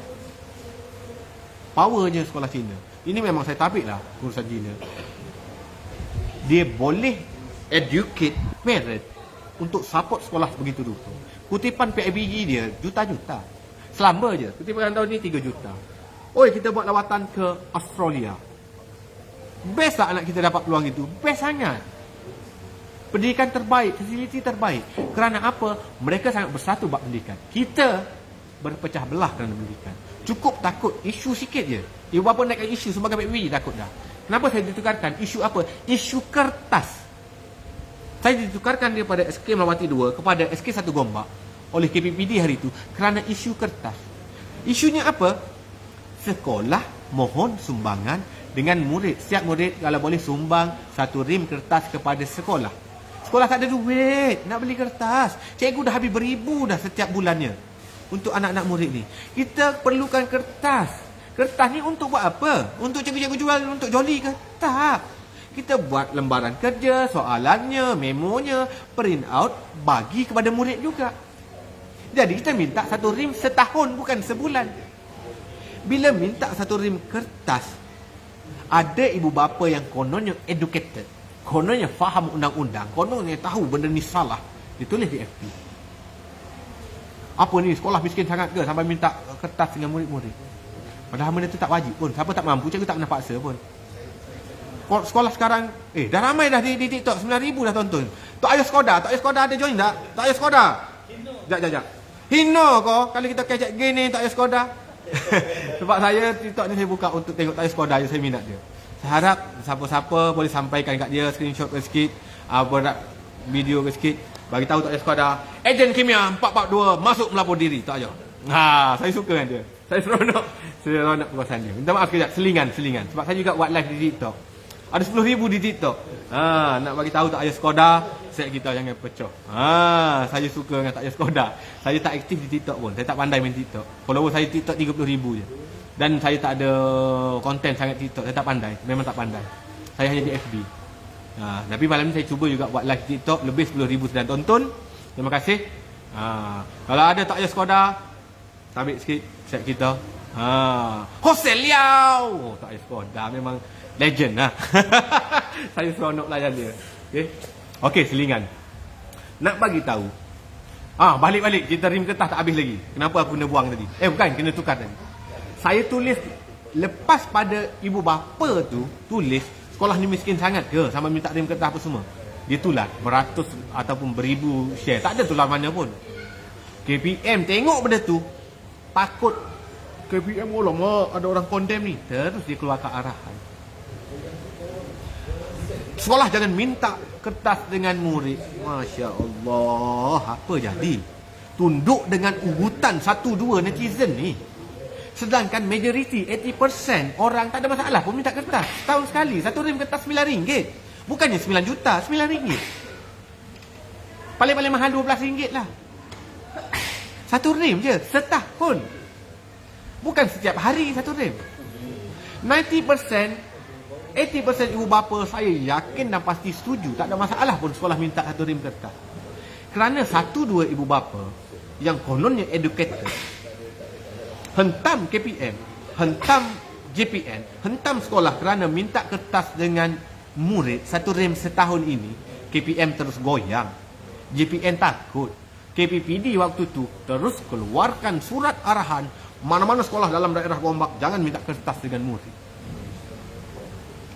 Keluar surat arahan tau. Tunduknya Ketua Pengarah Pendidikan Daerah kepada 1-2 netizen yang pala tahun. Tunduknya JPN, KPM kepada 1-2 desakan netizen yang tak berasas ini. Kita tahu kan sekolah miskin. Kau dahlah tak boleh bagi duit. Bila ada sekolah cari usaha dana untuk dapat kertas dia pun, bukan minta duit, minta kertas dia pun, kau sekat keluar arahan tau. Memo, seluruh sekolah daerah Gombak dapat memo daripada KPPD Gombak. Semua sekolah daerah Gombak dilarang minta kertas dengan murid. Bengang saya waktu tu. Kenapa perlu tunduk pada 1-2 desakan ibu bapa? Saya tulis di FB. Waktu tu saya tak ada followers pun. Followers saya 100-200 orang je. Saya tulis di FB, apa benda lah PPD. Setakat rungutan ibu bapa macam ni dia pergi layan, sampai haramkan sekolah minta kertas dengan ibu bapa. Sekolah dah lah nak guna kertas, sekolah tak ada duit, kau bagilah duit, kau boleh bagi kertas tak? Saya tulis macam tu lah, lebih kurang. Saya lupa dah macam mana ayat saya, tapi lebih kurang macam tu. Kau bagilah duit. Tak, orang PPD screenshot, buat laporan, Cikgu Fadli melawan PPD. Padahal sekolah saya tak mohon pun kata waktu tu. Oi, guru ini bermasalah, dipanggil kaunseling, dikenakan surat tunjuk sebab, dihadapkan kepada lembaga disiplin daerah. Disuruh saya bawa panjkat setahun, waktu tu bulan 10. Setahun panjkat. Suruh bawa lesson note, buku rancangan mengajar setahun. Bawa. Sampai waktu tu penolong kanan petang saya hadir sama saya, dia kata, Lee, sepanjang aku jadi cikgu lebih 20 tahun, tak pernah lagi PPD panggil suruh bawa panjkat, sebab suruh bawa lesson note. Dia nak cari salah kau ni. Jahat tak? Zalim tak? Kerana satu tulisan menegur PPD, dia cek semua panjkat. Tapi malangnya, sangat malang lah nak cek panjkat Cikgu Fadli. Saya ke bukan cikgu kaki ponteng, aku bukan kaki MC. Aku hadir sentiasa awal. Cek, kehadirannya cantik lah. Tak boleh ambil dia pada kehadiran, letak tepi panjkat. Cek lesson note. Hantar lesson note setiap minggu. Lengkap lah. Alamak. Tapi kita kenakan tindakan pada cikgu ni. Dia jadi pengajaran pada seluruh cikgu daerah Gombak. Jangan berani-berani berkata apa-apa tentang PPD. Kita kena ambil tindakan juga ni. Apa ni salah dia? Nak cari salah kat sekolah tak ada ni. Murid ni tak pernah ada laporan daripada ibu bapa cabul murid ke, lempang murid ke apa ke. Tak ada laporan juga daripada pentadbir dia melawan ke, tumbuk orang tu, tumbuk orang ni. Dia tak ada rekod ni. Kita cipta rekod untuk dia.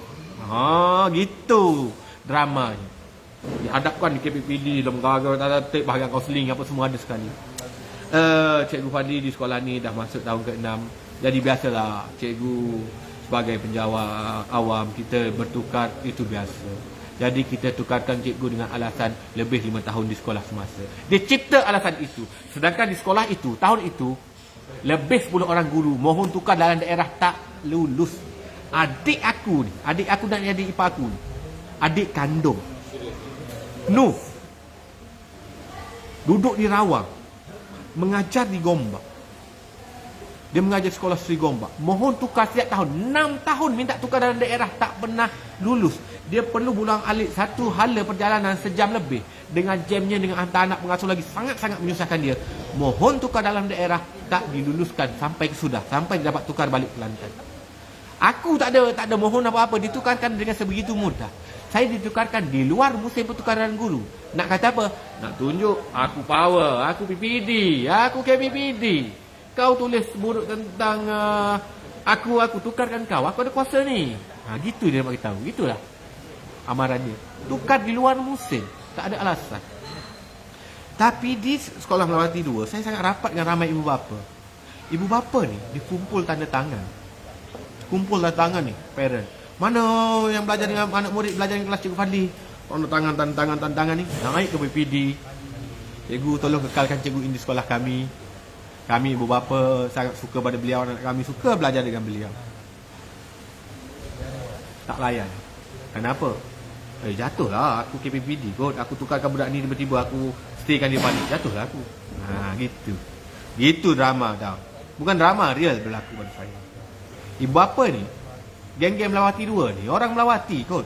Geng educator, anak-anak artis, anak Awi saya ajar dulu. Anak Awi saya ajar. Ramai yang anak artis, anak yang datang dengan driver ada pistol. Jadi plate 1. Anak-anak orang kaya banyak di sekolah elit. Jadi ibu bapa ni educator. Dia ada link network. Network dia waktu tu dengan timbalan pengarah JPN Selangor. Waktu tu pengarah Selangor tak ada lagi. Network dia timbalan, orang paling berkuasa, memangku tugas sebagai pengarah. Saya tak nak sebutlah siapa nama. Naik bawa surat tantangan petisi ibu bapa ini, tunjuk pada timbalan pengarah, orang paling berkuasa dalam negeri itu. Tuan, cikgu ini cikgu berdedikasi, anak murid sangat sukakan dia, sangat sayangkan dia. Boleh tak kekalkan dia di SK Taman Melati 2? Kami ibu bapa sangat suka dengan dia. Timbalan pengarah segan. Sama geng. Ketua pengarah PPD, kau dah tukarkan budak ni. Takkan aku nak kekalkan. Nanti apa dia kata kat aku, malu. Sama geng. Tak boleh buat apa. Oh, saya hormat keputusan dia. Saya hormat keputusan PPD tu. Nampak tak permainan politik dalamannya macam tu? Ditukarkan kerana tak dapat jadi salah, dicipta alasan. Dan lebih kejam lagi, saya ditukarkan, saya dipaksa melapor diri lebih kurang saya hari Rabu. Hari Sabtu tu lagi, kami cuma Sabtu, lagi 3 hari sekolah saya ada hari terbuka sekolah. Saya tanggungjawab buat rumah hantu. Rumah hantu saya collect dana setiap tahun untuk kelab guru saya lebih RM10,000 melalui tiket rumah hantu. Saya jumpa guru besar saya. Kata cikgu, hari Sabtu ni kita hari terbuka sekolah. Lagi 3 hari je. Saya terpaksa lapor diri esok. Boleh tak cikgu minta jasa baik pegawai PPD tangguhkan hari lapor diri saya minggu depan. Saya nak laksanakan tugas saya sampai habis. Saya nak siapkan rumah hantu ini, saya nak jaga waktu tersebut. Habis tu tak apalah, saya redha lah pemindah saya. Guru besar saya depan saya angkat telefon pegawai PPD. Hello tuan, perkenaan kes Cikgu Fadli ni, Cikgu Fadli minta pada saya untuk ditangguhkan pertukaran dia pada minggu depan sebab dia nak selesaikan tugas terakhir dia sebagai guru yang bertanggungjawab menyiapkan rumah hantu untuk sekolah. Minta minggu depan dia tangguh 3 hari saja. Okey, ada petition. Okey, tak apa, minta tangguh 3 hari saja. Pegawai PPD jawab apa? Tak boleh, dia kena pergi juga esok. Tak boleh tangguh 3 hari. Kejam tak? Depan saya guru besar telefon. Cikgu Fadli dengar sendiri kan, dia tak benarkan. Dia nak tunjuk dia power, aku berkuasa. Cikgu ini tulis buruk tentang aku boleh guna kuasa aku. Aku boleh tukar dia serta-merta. Dia minta tangguh 3 hari pun tak boleh. Saya pergilah berdiri sekolah baru esoknya. Namun setiap malam saya ke sekolah lama saya siapkan rumah hantu. Hari yang Sabtu tersebut saya bertugas dan berjaya kutipan lebih RM10,000 dibagi kepada sekolah. 1 sen pun tak ada hak saya. Dan saya keluar dari sekolah. Saya tanggungjawab aku. Tetapi betapa kejamnya disekat hak aku untuk bertahan 3 hari sahaja. Nak tunjuk kuasanya. Masya Allah. Ini yang rosaknya. Inilah Little Napoleonnya. Ini yang kena buang dalam KPM-nya. Baru pendidikan kita maju. Bagaimana cikgu nak teras pada orang PPD kalau macam ni perangainya? Datang sekolah cari salah je. Macam mana cikgu nak ada teras? Bila tak ada teras cikgu pada PPD, macam mana cikgu nak menyampaikan ilmu program itu dengan jaya, dengan ikhlas, dengan betul? Tak percaya. PPD tak percaya pada cikgu, cikgu tak percaya kepada PPD. Build the trust. Bina kepercayaan. Finland ambil masa 10 tahun. Memang it's not easy to build a trust. Dia tak senang nak bina kepercayaan ini. Sangat-sangat sukar. It take time. Dia akan ambil masa. Tak kisah, ambil lah seberapa lama masa, 10 tahun, 20 tahun, 30 tahun pun. Sampai satu masa, trust itu terbina kukuh. Semua murid sangat yakin pada gurunya. Semua ibu bapa sangat yakin dengan pengurusan sekolahnya. Sekolah sangat yakin dengan PPD-nya. PPD sangat percaya pada JPN-nya. JPN sangat percaya kepada PM-nya. Saling ada kepercayaan tanpa ada sanksi, tanpa ada rasa cikgu ni menipu ke tidak, apa ke itu. Percayalah, pendidikan kita akan meroket naik nombor 1 dunia.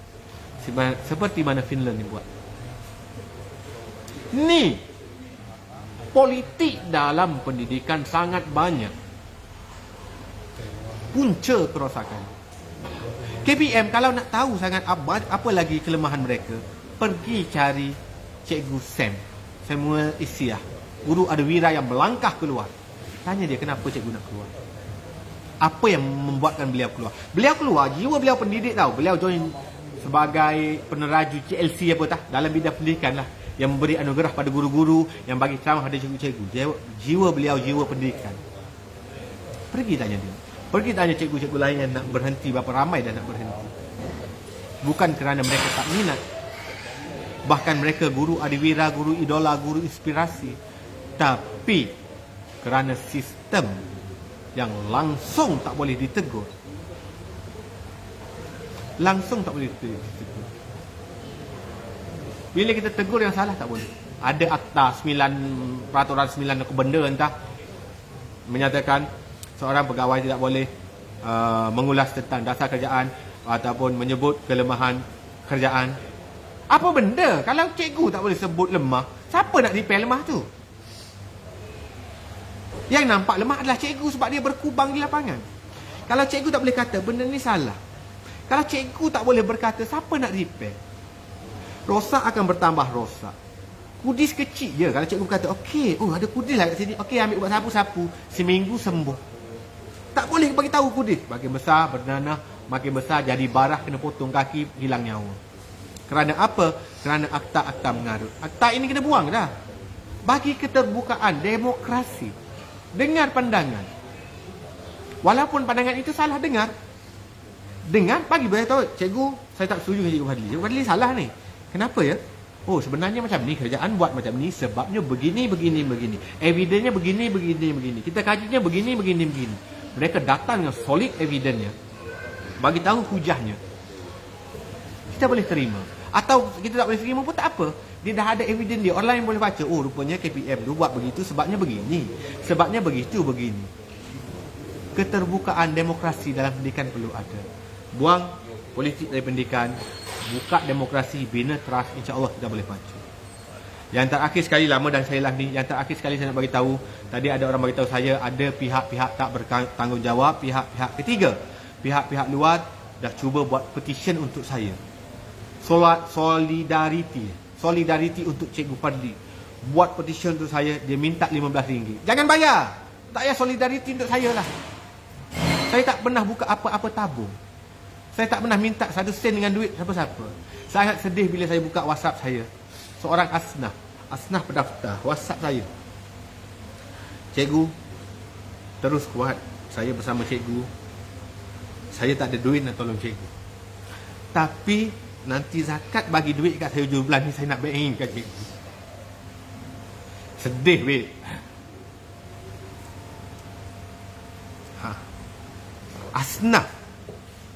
Asnaf tak ada duit. Naknya tolong Cikgu Fadli ni. WhatsApp ni. WhatsApp tunggu duit zakat nak bagi. Cikgu, saya tak boleh bagi banyak, RM10. Boleh tak cikgu? Kata Kak, jangan. Saya duit ada. InsyaAllah setakat ni boleh. Saya mampu. Tak ada masalah. Cikgu, saya tak boleh tolong apa dah cikgu. Saya tak pandai nak bersuara, tak pandai nak menulis. Saya jadi duduk kat FB pun saya baca je tulisan-tulisan cikgu. Saya tak boleh. Tapi cikgu banyak tolong saya. Anak-anak saya suka dengan cikgu. Saya nak sumbang pada cikgu. Saya tak buka. Saya tak buka apa-apa tabung. Saya tak mohon apa-apa peruntukan. Jangan risau. Takat ni saya masih mampu berdiri. Tapi kalau ditakdirkan satu masa memang saya tak mampu untuk urusan kos waman sebagainya, mungkin waktu itu saya akan beritahu. Sekarang ni ada pihak ketiga yang cuba mengambil kesempatan. Jahat orang ni. Nampak isu viral, isu kontroversi, banyak yang sokongan nak buka petition untuk saya minta collect RM15. Kalau 10,000 orang bagi, dah dapat 150,000 kat dia. Jangan bagi, jangan bayar mana-mana pihak 100 sen pun. Saya tak meminta duit dengan mana-mana pihak. Saya masih mampu lagi setakat ni, alhamdulillah. Jika betul saya tak mampu, saya bagi tahu. Jika betul saya tak mampu, saya bagi tahu. Jangan risau. Ramai sangat dah komen. Cikgu, bagi nombor akaun. Saya nak support cikgu, Tak, saya tak respon seorang pun. Saya masih mampu, saya tidak mengharapkan duit orang ramai. Duit kawan-kawan walaupun nak sangat sumbang, tak apa. Sabar dulu tuan-tuan, sabar dulu. Terima kasih atas sokongan. Kirim doa untuk saya. Doakan saya agar kebenaran itu muncul, agar kebenaran menenggelamkan kebatilan, agar pendidikan kita disegani, dihormati, kembali gemilang. Hari ini saya bagi tahu kepada pegawai KPM, pendidikan kita, kementerian kita dipandang rendah oleh rakyat Malaysia sendiri. Dipandang rendah oleh guru-guru Malaysia sendiri. Cuma mereka tak berani bersuara. Ketahuilah, jujur saya bagi tahu, majoriti guru menyokong saya. Cuma mereka tidak boleh bersuara. Banyak bahkan pegawai-pegawai di KPM, di Putrajaya, di JPN, di PPD pun ramai menyokong saya. Tapi mereka terikat dengan peraturan akta penjawat awam, entah ke benda tu. Mereka tak boleh bersuara. Mereka laksanakan apa jua dasar yang mereka rasa tak kena, dengan hati yang tidak redha dan tidak rela. jauh di sudut hati mereka, mereka berharap adanya orang mampu mengubah benda ni. Dan jika ditakdirkan Tuhan orang itu adalah saya, biarlah terkubur kerjaya saya pun, tak ada masalah. Asalkan KPM dan kerajaan berubah. Tak ada guna esok meeting lembaga tertentu, okey, kita takkan tindakan apa-apa pada Cikgu Fadli, kita tak ada apa-apa, dia dianggap tidak bersalah, teruskan bersuara, tapi tak ada ubah apa-apa. Tak ada guna.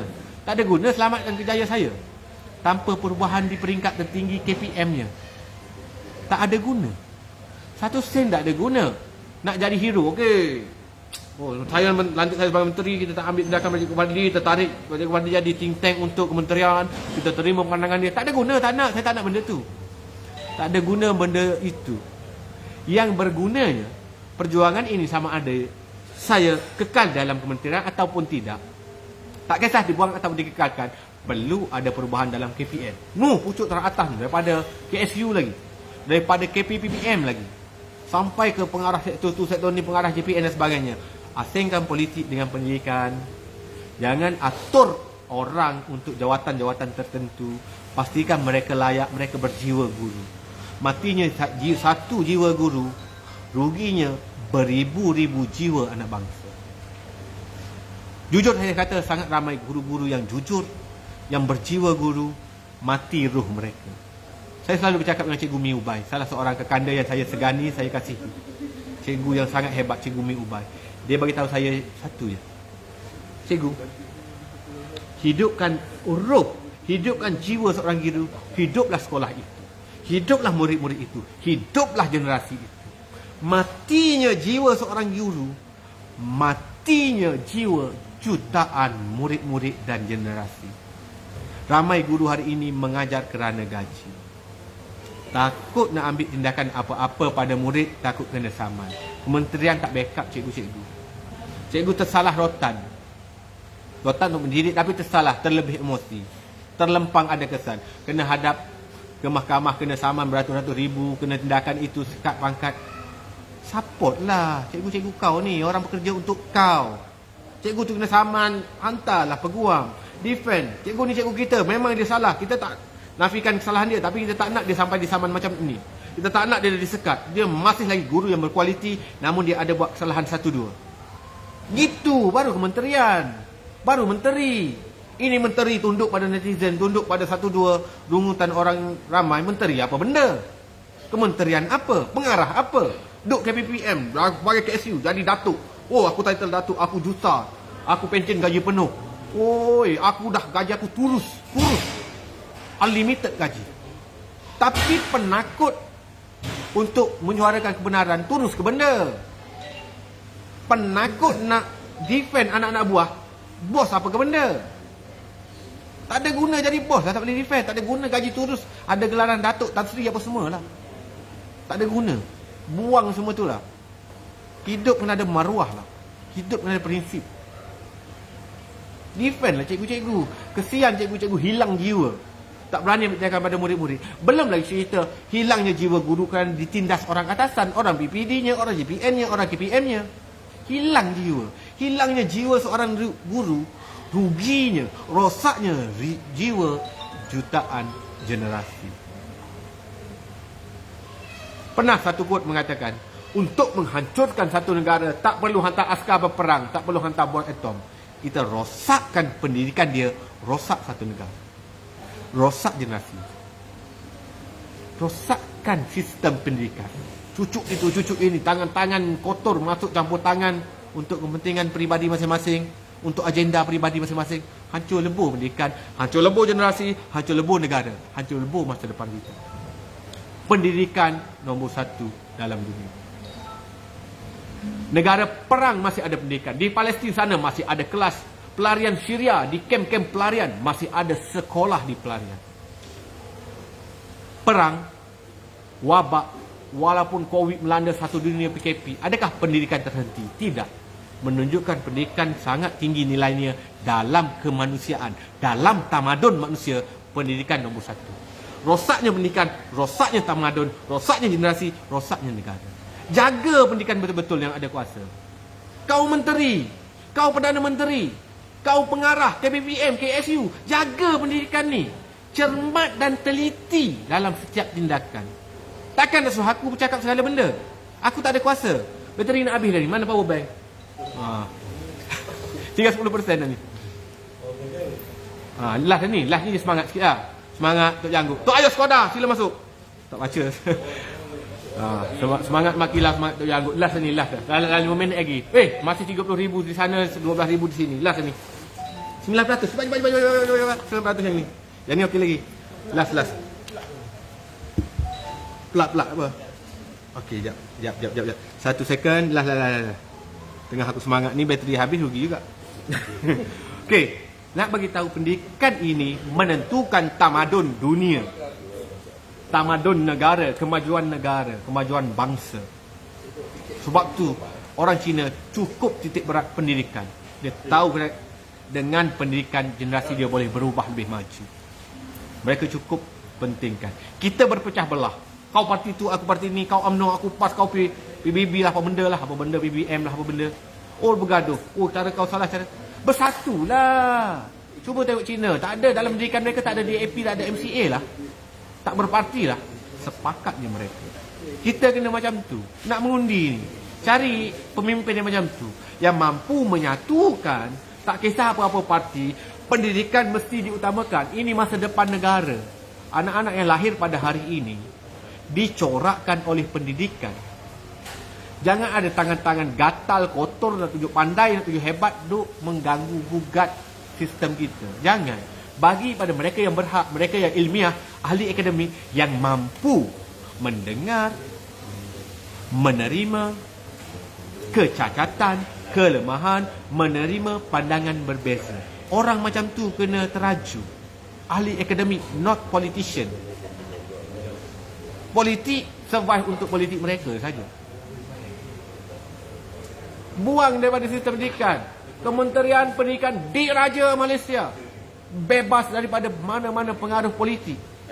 Itu yang sebetulnya. Aku berucap dah macam YB dah. Sekarang aku jadi calon lawan Dr. Razi sekarang. Nak buang sangat aku. Sekarang yang mana buang aku, kau duduk bawah aku nanti. Tak ada. Sekarang selingan. Saya tak pernah gurau, debor tu. Tahu pun takut. Kan KPPM ke siapa benda ke ketua pengarah ke duduk bawah aku nanti. Takut. Baru tahu takut, nanti aku suruh jalan itik keliling padang. Ada. Minta maaf, itu sekadar selingan gurauan.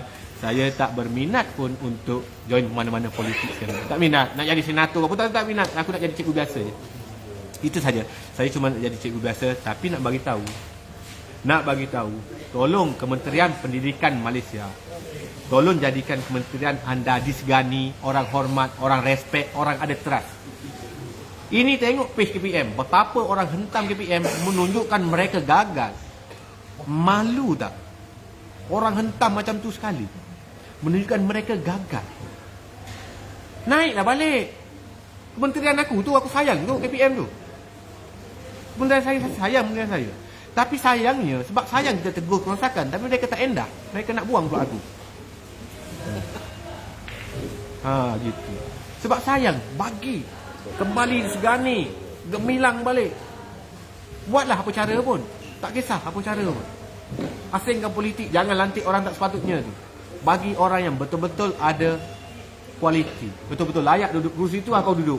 Bukan kerana kau nak pencin lagi tahun depan ni. Okeylah, kenaikkan baik kau, dapatlah kau pencin dengan turus, dapatlah kau majusa. Kerana kroni-kroni, kerana kasihan, kerana mengenangkan dia nak pencin ni, baik tariklah ke KPM jadi ketua pengarah ni sekejap. Ketua pengarah Selangor saya tak kenal lah. Sekarang Puan Rahaya, entah berapa pengarah dia bertukar-tukar. Datang tahun 2 pencin, tahun 2 naik pangkat. Macam mana negeri nak maju? Bawalah anak muda umur 39-40 jadi ketua pengarah. Boleh dengar pandangan anak muda. Lama bertapak di satu-satu negeri, buat perubahan, transformasi. Ini nak buat perubahan pun takut. Ada isu viral, takut nak berkata, kalau aku cakap ni, aku nak pencin tahun depan ni. Hilang pencin aku. Nanti aku patutnya naik ke bahagian BPG, bahagian KPM tahun depan ni. Dia orang tarik aku sebagai jurusan ni. Tapi kalau aku bercakap ni, aku stay di jawatan ni. Penakutnya, sayang sangat ke jawatan tu. Takut sangat rezeki kurangnya. Rezeki daripada Allah lah. Takut sangatnya. Apa ditakut dengan rezeki manusia ni? Takut. Takut diturunkan pangkat. Takut tak naik pangkat. Takut disekat itu, disekat ini. Suara lah. Kau pengarah pelajaran kan, negeri kan. Kau pengarah PBD kan. Kau pengarah sektor kan. Kau KPPM kan. Kau KSU kan. Ini tahu sains je. Oh, ini sains, cikgu salah. Betul salah? Betul. Tak ada siasat, tak ada apa-apa. Tak ada dengar maklum balas. Wake up lah, wake up Malaysian. Saya tahu ramai pegawai KPM sedang menonton malam ni. Ramai pegawai PD, JPN sebagainya sedang menonton malam ni. Mungkin ada menteri juga, mungkin ada wakil-wakil menteri juga sedang menonton malam ni. Mana yang baik ambil. Dan akhir sekali, akhir kata, apa yang saya kata, apa yang saya luah, saya buat live dalam tulisan ke live saya ke, saya tak semestinya betul. Saya tak semestinya benar pada setiap tempat. Jangan risau. Saya bukan orang nak claim aku terpaling betul, tidak.